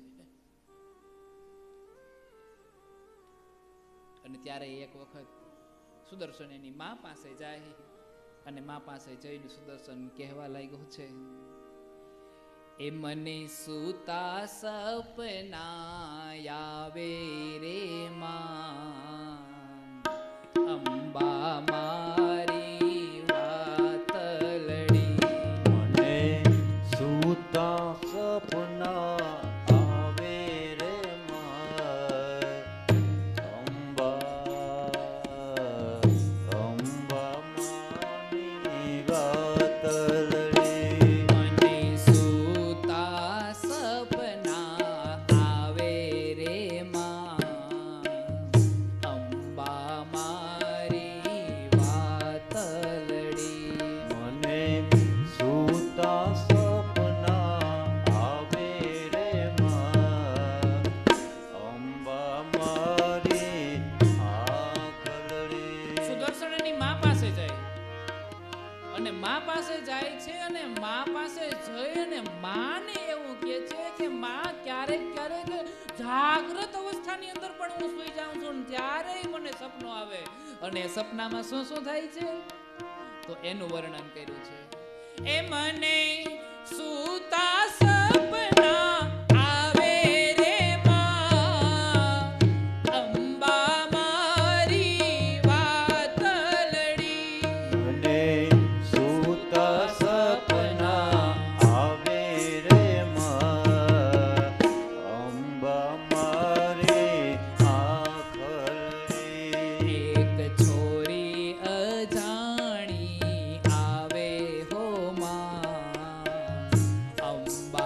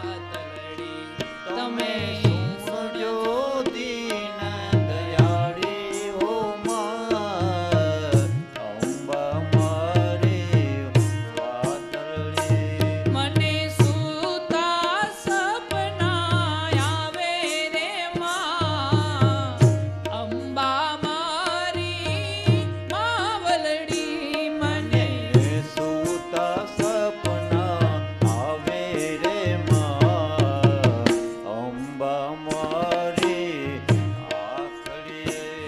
એક છોરી અજાણી આવે રે માં, અંબા મારી વાતલડી. એક છોરી અજાણી આવે રે માં, અંબા મારી આખડીએ. એના કંકુ જેવા એવા રે માં, અંબા મારી વાતલડી. એના કંકુ જેવા રે માં, અંબા મારી આખડીએ. મારે કોની આગળ કેવા રે માં, અંબા મારી વાતલડી. મારે કોની આગળ કેવા રે માં, અંબા મારે વાતલડી. તમે સુણજો દીન દયાળી રે માં, અંબા મારી વાતલડી. તમે સુણજો દીન દયાળી હો માં, અંબા મારી આખડી. કરું છાની છાની છાની રે માં, અંબા મારી વાતલડી. કરું છાની છાની છાની માં, અંબા મારી વાતલડી. તમે સુણજો દીન દયાળી રે માં, અંબા મારી વાતલડી. તમે સુણજો માં, યાળી મારી માં, અંબા મારી વાતલડી. મને સૂતા સપના આવે રે માં, અંબા મારી માવલડી. મને સૂતા સપના આવે મોરી માં, અંબા મારી. એક છોરી અજાણી આવે રે માં, અંબા મારી વાતલડી.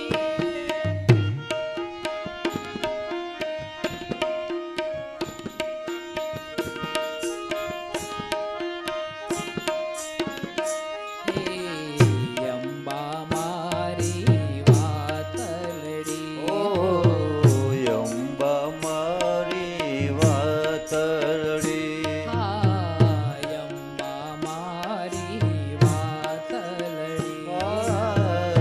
અંબા મારી વાતલડી. સ્વપ્ને પશ્યન્ત્યસો દેવીમ વિષ્ણુ માયામખંડિતામ, વિશ્વમાતર્મવ્યક્તામ, સર્વસંપત્કરાંબિકા. સુંદર ભગવતીનું સ્વરૂપ એ દેવીના સુંદર દિવ્ય ચરિત્રની અંદર સુતા સુતા જે કોઈ પણ પ્રકારના સ્વપ્ન આવ્યા છે એ સ્વપ્નની સુંદર પરીક્ષાની વાત થઈ રહી છે. સૂતા સૂતા જે સપનું આવ્યું છે સુદર્શનને, અને સુદર્શનને જે કોઈ પણ પ્રકારનું દર્શન થયું છે એ દર્શનની વાત કરવા એની મા પાસે જાય છે. અને મા પાસે જઈ અને કહે છે કે મા, મેં કોઈ પણ પ્રકારની સાધના કરી નથી, મેં કોઈ પણ પ્રકારના મંત્રને સિદ્ધ કર્યો નથી, મેં કોઈ પણ પ્રકારનું અનુષ્ઠાન પણ કર્યું નથી, તો હે માં, હે જગદંબા, અથવા તો એમ કહી શકો કે હે માં, આ મને શું થાય છે? અને ત્યારે આ વાત સાંભળતા મનોરમા સમજી ગઈ કે આ જે શક્તિ છે એ શક્તિ કોઈ સામાન્ય શક્તિ નથી. કારણ કે આવી શક્તિ જેને તેને પ્રગટ ન થાય આવી શક્તિ જ્યાં ત્યાં પ્રગટ ન થાય. ડરી જાય ને તો વાત જુદી છે. બાકી ભગવાન એક વાત યાદ કરી દઉં તમને, વિદ્યા ક્યારેય મેલી હોતી જ નથી. આપણે એમ કહીએ ને કે મેલી વિદ્યાનો પ્રયોગ કર્યો, આમ કર્યું ને તેમ કર્યું, વિદ્યા ક્યારેય મેલી હોતી જ નથી. માણસ મેલો હોય છે. વિદ્યા તો સરસ્વતીનું સ્વરૂપ છે, તો સરસ્વતી મેલા હોય કોઈ? વિદ્યા ક્યારેય મેલી નથી, માણસ મેલો છે, માણસના વિચારો મેલા છે.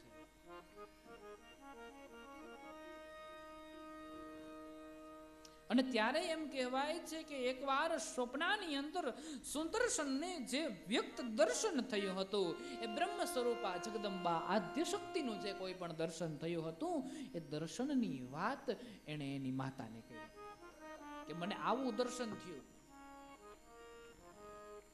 અને ત્યારે એની મા મનોરમા સમજી ગઈ કે આ કોઈ સામાન્ય દર્શનની વાત નથી, અંદર જાગ્રત થયું છે, અંદર તો પડ્યું તું જ, બીજ તો અંદર હોય જ છે, બસ એને જાગ્રત કરવાની વાત હોય છે પ્રભુ. અને જાગ્રત ક્યારે થાય તો કે કોઈ સાધુનો સહારો લઈ લઈએ, કોઈ સત્સંગનો સહારો લઈ લઈએ, ત્યારે આ બધી વસ્તુઓ પ્રાપ્ત થાય, ત્યારે આ બધી વસ્તુઓ અંદરથી ઉપજી જાય. બિનુ વિવેક સત્સંગ ના હોય. તુલસીદાસજી કહે છે ને,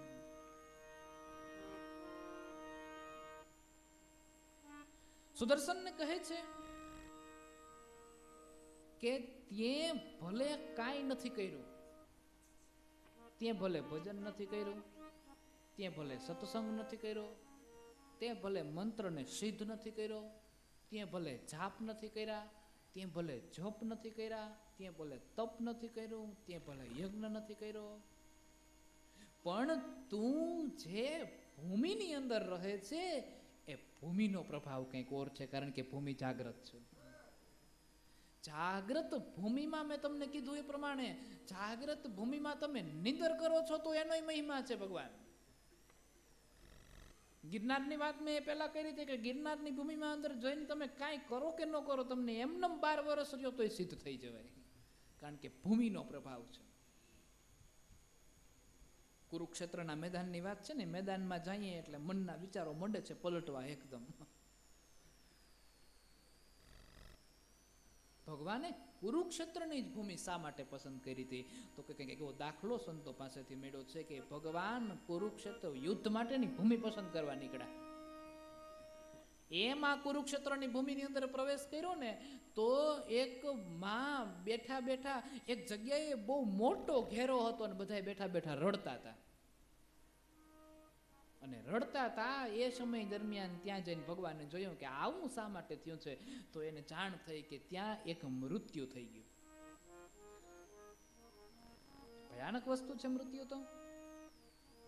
હવે બને છે એવું એક યુવાન દીકરો મૃત્યુ પામ્યો, અને એ યુવાન દીકરાની માં કંઈક મજૂરી કરવા માટે થઈ અને કામે ગઈ, અને એ કામે ગઈ એ સમય દરમિયાન દીકરાનો રોટલો ઘડતી ગઈ કે બપોરે મારો દીકરો ખાઈ લે.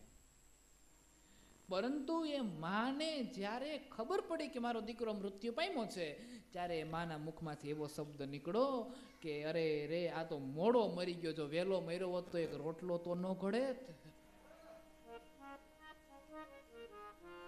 દીકરાના મૃત્યુની ચિંતા નથી, રોટલાની ચિંતા છે. અને જે માને રોટલાની ચિંતા હોય ને દીકરાની ચિંતા ન હોય, એ ભૂમિ ઉપર યુદ્ધ થાય તો કઈ વાંધો નથી, કારણ કે ભૂમિનો પ્રભાવ છે. આ ભૂમિનો મહિમા છે. આ ક્યાં લખ્યું એ ન પૂછતા હો પાછું, મને ખબર નથી, મેં કોક સંત પાસેથી સાંભળ્યું છે.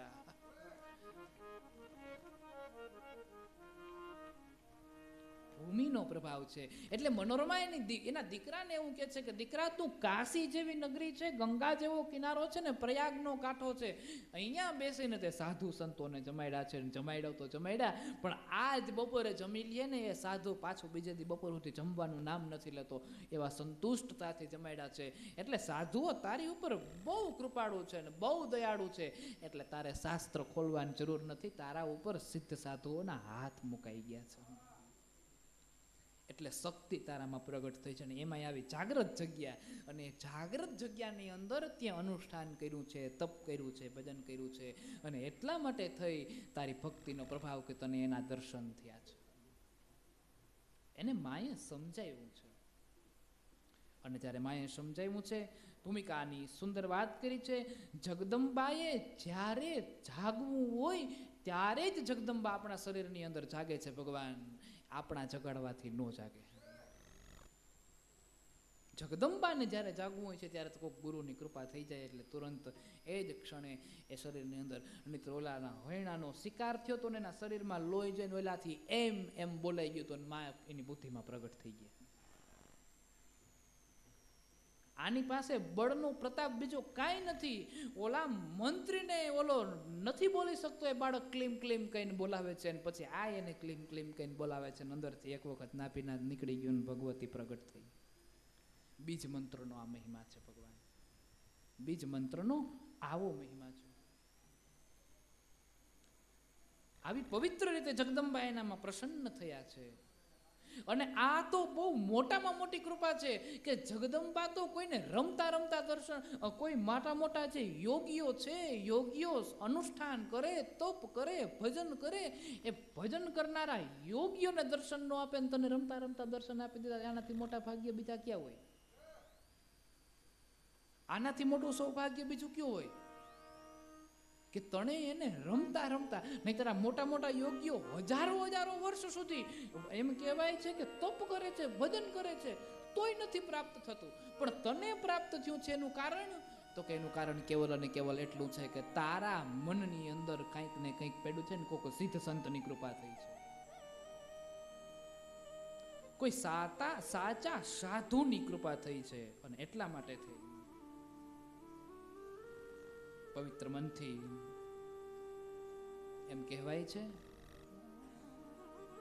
કે ત્યાં એમાંય તે સાધુ સંતોની સેવા કરી કોઈ પણ પ્રકારની હિંસા વગર. અને આમેય ભગવાન યાદ રાખજો, જ્યારે માણસ હિંસા કરવા માટે થાય છે ત્યારે એનું પરિણામ બહુ ખરાબ આવે છે. હમણાંની જ વાત કરીએ, ઓલો જે રાજા છે એ હિંસા કરવા ગયો કે શિકાર કરવા ગયો અને હાવજનો શિકાર થઈ ગયો. મહારાજ પાંડુ છે માધરીના કહેવાથી હૈણાનો શિકાર કરવા ગયા છે અને એને કિંદમ ઋષિએ શ્રાપ દીધો.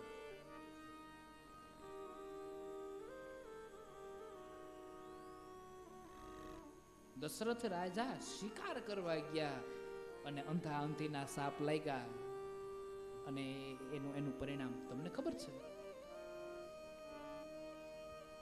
હરિશ્ચંદ્ર રાજાને ભરી બજારના ચોકમાં વેચાવું પડ્યું છે, એનું કારણ પણ શિકાર છે.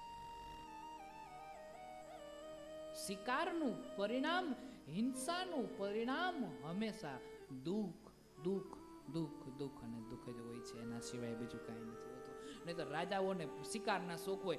ભગવાન કૃષ્ણ રાજા હતો. ક્યાં શાસ્ત્રમાં એવું આપણે સાંભળ્યું છે કે ભગવાન શ્રી કૃષ્ણ શિકાર માટે નીકળ્યા છે? આ બધા એક શોખ હતા ભગવાન. હિંસા છે એનાથી મોટું પાપ જગતમાં બીજું એ કઈ નથી. સેવા કરી છે એ સેવાનો પ્રતાપ છે, જેના કારણે તારામાં ભગવતી પ્રગટ થઈ છે. અને એટલે ભરદ્વાજ મુનિ પાસે ગયા. ભરદ્વાજ મુનિએ અનુભૂતિ કરાવી છે, દેવી અંદર પ્રગટ થઈ છે. અને ત્યારે મનોરમાને સમજાવ્યું છે કે દેવી આ બાબત દ્વારા આપણને એ વાત સમજાવવા માંગે છે કે એમ કહેવાય છે કે જે તમે ગુમાવ્યું છે ને એના કરતાં 2 ગણો તમને પ્રાપ્ત થાય. અને જગદંબાથી વધારે બીજું આ જગતમાં હોય શું? અને ત્યારે એમ કહેવાય છે કે કાશીરાજ છે, કાશી નગરી છે, કાશીરાજની એક કન્યા છે જેનું નામ શશિકલા છે. અને સુબાહુ નામનો રાજા છે, એની દીકરી શશિકલા છે. એનું સ્વયંવર રચાયું અને એ શશિકલાની દશા પણ સુદર્શન જેવી છે. એને સપના આવે જગદંબાના. એટલે 2 હરખા થઈ ગયા. અને 2 હરખા થઈ ગયા એટલે શશિકલાના મનની અંદર એવું થયું કે મારો સ્વયંવર રચવા કરતા મને સુદર્શન હારે પરણાવી દો. અને સુદર્શન સાથે પરણાવવાની જે વાત આવી છે, સુબાહુ એ દીકરીનો હાથ પકડી, પિતા છે દીકરીનો હાથ પકડીને એના મનપસંદ વરને વઢાવવા માટે જાય છે. અને બરાબર એ જ સમયે શત્રુજીત અને એના નાના જે છે એની સામે યુદ્ધ કરવા માટે આવે છે. એ બંનેનું યુદ્ધ થાય છે અને સુબાહુ યુદ્ધ કરે છે. એક બાણ મારે ને 200 જણા મરી જાય. ત્યારે સુબાહુ બેઠો બેઠો વિચાર કરે છે કે મારામાં એટલી તાકાત ન હોય, આ જે કાંઈ પણ થાય છે એ કોઈ બીજું કરાવે છે. અને સુબાહુ છે એની સમક્ષ યુદ્ધને જીતો છે. યુદ્ધ જીતા છે એ શત્રુજીત અને એના પિતા જે છે એ બંનેનું, એના નાના જે છે એ બંનેનું મૃત્યુ થયું. સુબાહુએ શશિકલાને મોકલી દીધી છે. ગુપ્ત જગ્યાએ એનો વિવાહ થયો છે. અને એ બાદ સુદર્શનને લઈ ભરદ્વાજની આજ્ઞાથી અયોધ્યા નગરીમાં પાછા પ્રવેશ કર્યો. અને અયોધ્યા નગરીમાં પ્રવેશ કરીને એમ કહેવાય છે કે ત્યાં એણે એક રાજ્ય અભિષેક કર્યો અને રાજ્ય તિલક થયા બાદ ત્યાં રાજા રાજ કરવા લાગ્યા છે. એ બાદ સુંદર કથાને સમજાવી છે કે સુશીલને એમ કહેવામાં આવ્યું છે બહુ દુઃખી છે, બહુ ગરીબ છે અને દરિદ્રતાને દૂર કરવા માટે થઈ, એ દરિદ્રતામાંથી દૂર ભાગવા માટે થઈ સુશીલને એક ક્લીમ બીજ મંત્ર આપવામાં આવ્યો. નવરાત્રિનું અનુષ્ઠાન કરવાનું કહેવામાં આવ્યું અને એને નવરાત્રિનું અનુષ્ઠાન કર્યું છે. જગદંબાનું અનુષ્ઠાન કર્યું છે. નવદુર્ગાનું અનુષ્ઠાન કર્યું છે. સુશીલને ઉપવાસ કરવાની તો કોઈ બહુ આદત છે, કારણ કે ગરીબાઈને કારણે ભૂખ્યો જ રહેતો હતો, એટલે ઉપવાસની આદત છે. અનુષ્ઠાનમાં નવરાત્રિથી ઉત્તમ કાંઈ નથી અને વ્રતમાં એકાદશીથી ઉત્તમ કાંઈ નથી. નવરાત્રિનું અનુષ્ઠાન કરે છે. એક નવરાત્રિ પૂર્ણ થઈ, એનાથી થોડોક ધનવાન થયો. બીજી નવરાત્રિ પૂર્ણ થઈ, સદ્ધરતા થોડીક વધી. ત્રીજી નવરાત્રિ પૂર્ણ થઈ, થોડી દીકરીઓને જમાડી છે. અને ચોથી નવરાત્રિ જ્યાં પૂર્ણ થઈને તો ગામ ધુમાડે બંધ જમાડ્યું છે. એવી ભગવતીની એના ઉપર કૃપા થઈ.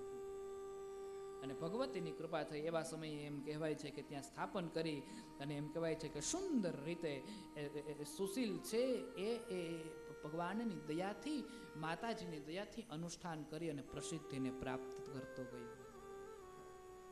પવિત્ર ભાવથી સામાન્ય રીતે એને પ્રાપ્ત થઈ ગયું છે. તો બીજ મંત્રનો આવો મહિમા છે.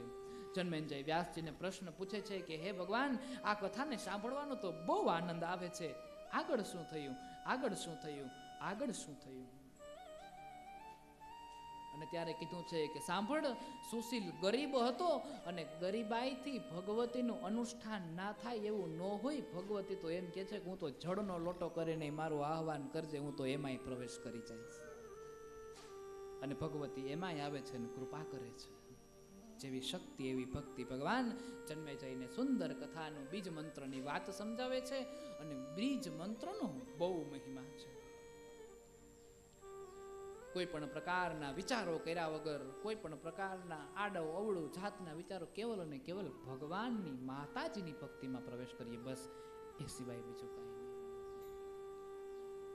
તો આ રીતે બીજ મંત્રનો વહેવાર.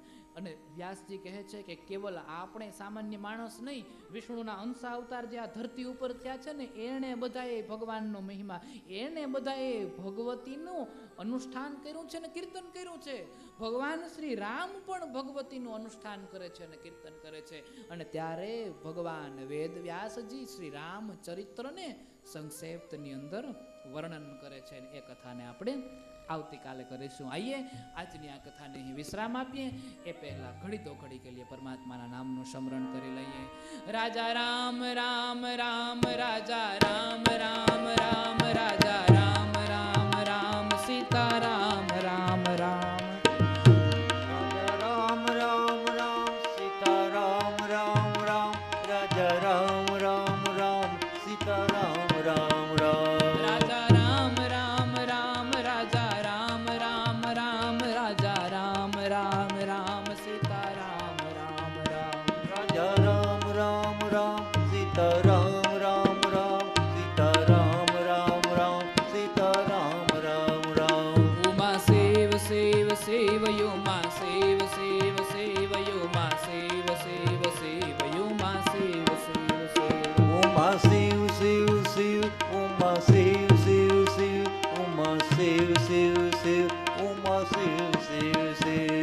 ઉમા શિવ શિવ શિવ, યુમા શિવ શિવ શિવ, યુમા શિવ શિવ શિવ, ઉમા શિવ શિવ શિવ. ઉમા શિવ શિવ શિવ, ઉમા શિવ શિવ શિવ, ઉમા શિવ શિવ શિવ, ઉમા ઉમા શિવ શિવ શિવ રાધે શ્યામ શ્યામ શ્યામ રાધે શ્યામ શ્યામ શ્યામ રાધે શ્યામ શ્યામ શ્યામ રાધે શ્યામ શ્યામ રાધે શ્યામ શ્યામ શ્યામ રાધે શ્યામ શ્યામ શ્યામ રાધે શ્યામ શ્યામ શ્યામ રાધે શ્યામ શ્યામ શ્યામ રાધે શ્યામ શ્યામ શ્યામ રાધે શ્યામ શ્યામ શ્યામ રાધે શ્યામ શ્યામ શ્યામ રાધે શ્યામ શ્યામ શ્યામ રાધે શ્યામ શ્યામ શ્યામ રાધે શ્યામ શ્યામ શ્યામ રાધે શ્યામ શ્યામ શ્યામ રાધે શ્યામ શ્યામ શ્યામ રાજા રામ રામ રામ રાજા રામ રામ રામ રાજા રામ રામ રામ રાજા રામ રામ રામ રાજા રામ રામ રામ રાજા રામ રામ રામ રાજા રામ રામ રામ રાજા રામ રામ રામ રાજા રામ રામ રામ રાજા રામ રામ રામ રાજા રામ રામ રામ રાજા રામ રામ રામ રાજા રામ રામ રામ રાજા રામ રામ રામ રાજા રામ રામ રામ રાજા રામ રામ રામ ઉમા શિવ શિવ શિવ યુમા શિવ શિવ શિવ યુમા શિવ શિવ શિવ યુમા શિવ શિવ શિવ ઉમા શિવ શિવ શિવ ઉમા શિવ શિવ શિવ ઉમા શિવ શિવ શિવ ઉમા શિવ શિવ શિવ રાધે શ્યામ શ્યામ શ્યામ રાધે શ્યામ શ્યામ શ્યામ રાધે શ્યામ શ્યામ શ્યામ રાધે શ્યામ શ્યામ શ્યામ રાધે શ્યામ શ્યામ શ્યામ રાધે શ્યામ શ્યામ શ્યામ રાધે શ્યામ શ્યામ શ્યામ રાધે શ્યામ શ્યામ શ્યામ રાધે શ્યામ શ્યામ શ્યામ રાધે શ્યામ શ્યામ શ્યામ રાધે રામ રામ રામ રાજા રામ રામ રામ ઉમા શિવ શિવ શિવ ઉમા શિવ શિવ શિવ સીતારામ રામ રામ સીતારામ રામ રામ સીતારામ રામ રામ સીતારામ બોલીએ મોવેશ્વર મહાદેવ કી જય વાચરા દાદાની જય હરસિદ્ધિ માત કી જય દ્વારિકાધીશ ઈશ કી જય હરિ ઓમ નમઃ પાર્વતી પદે હર હર મહાદેવ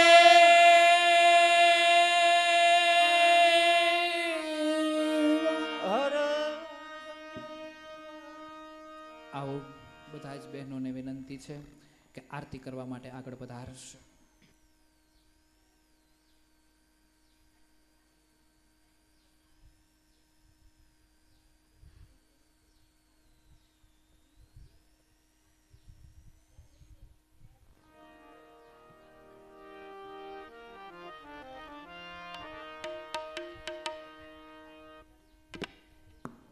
જસાઈબેન દ્વારા સાલ ઓઢાડી અને વ્યાસપીઠનું સન્માન કરવામાં આવશે. આપણે સૌ એમનું તાળીઓના કકડાટથી સ્વાગત કરશું.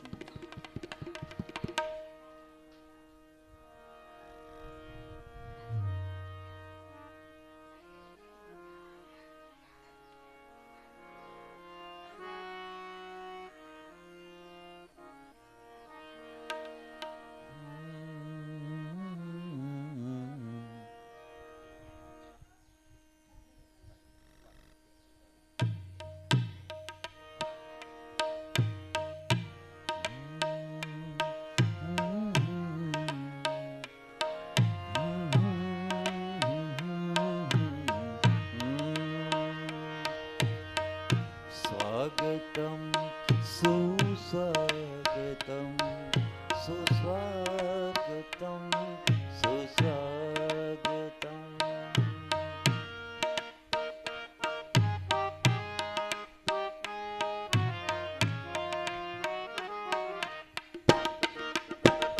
अम्बे तृतीयाभेय स्वरूप शिव शक्ति जानो શિવ શક્તિ જાણો ब्रह्मा गणपति गाये ब्रह्मा ગણપતિ ગાય हर गाये हर माँ ओम जय माँ जगदम्बे तृतीया ત્રણ સ્વરૂપ ત્રિભુવનમાં બેઠા ત્રિભુવનમાં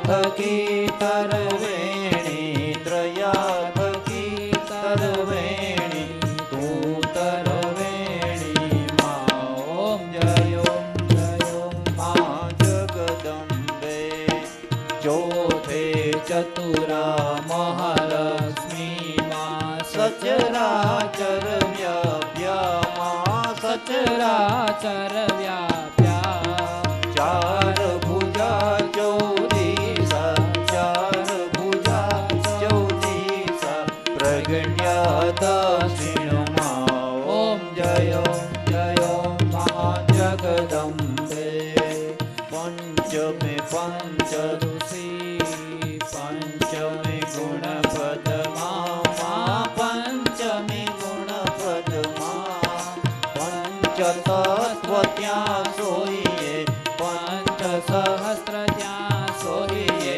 પંચે તત્વોમાં ઓમ જય માં જગદંબે શશી તું નારાયણી માં મહિષાસુર માર્યો માં મહિષાસુર મારો નર નારી ના રૂપે નર નારી ના રૂપે વ્યાપ્યા સઘળે માં ઓમ જય માં જગદંબે સપ્તમે સપ્તા પલાડ સાવિત્રી માં સંધ્યા સાવિત્રી ગૌ ગંગા ગાયત્રી ગૌ ગંગા ગાયત્રી ગૌરી ગીતામાં ઓમ જય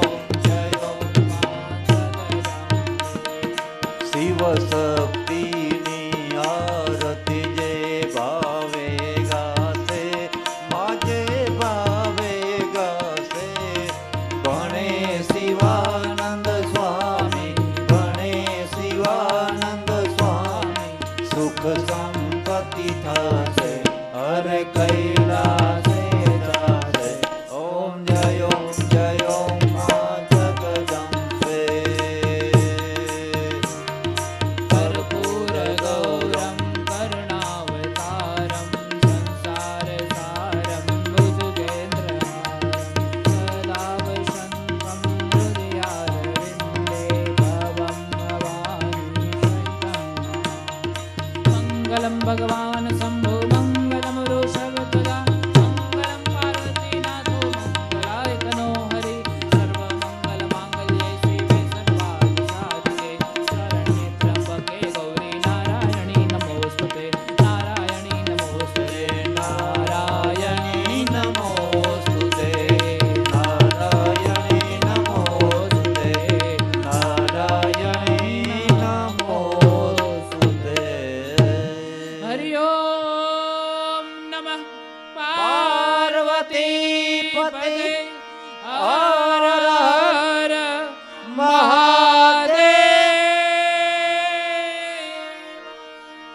મહાદેવ ગંગે હર નર્મદે હર જટા શંકરે હર હર મહાદેવ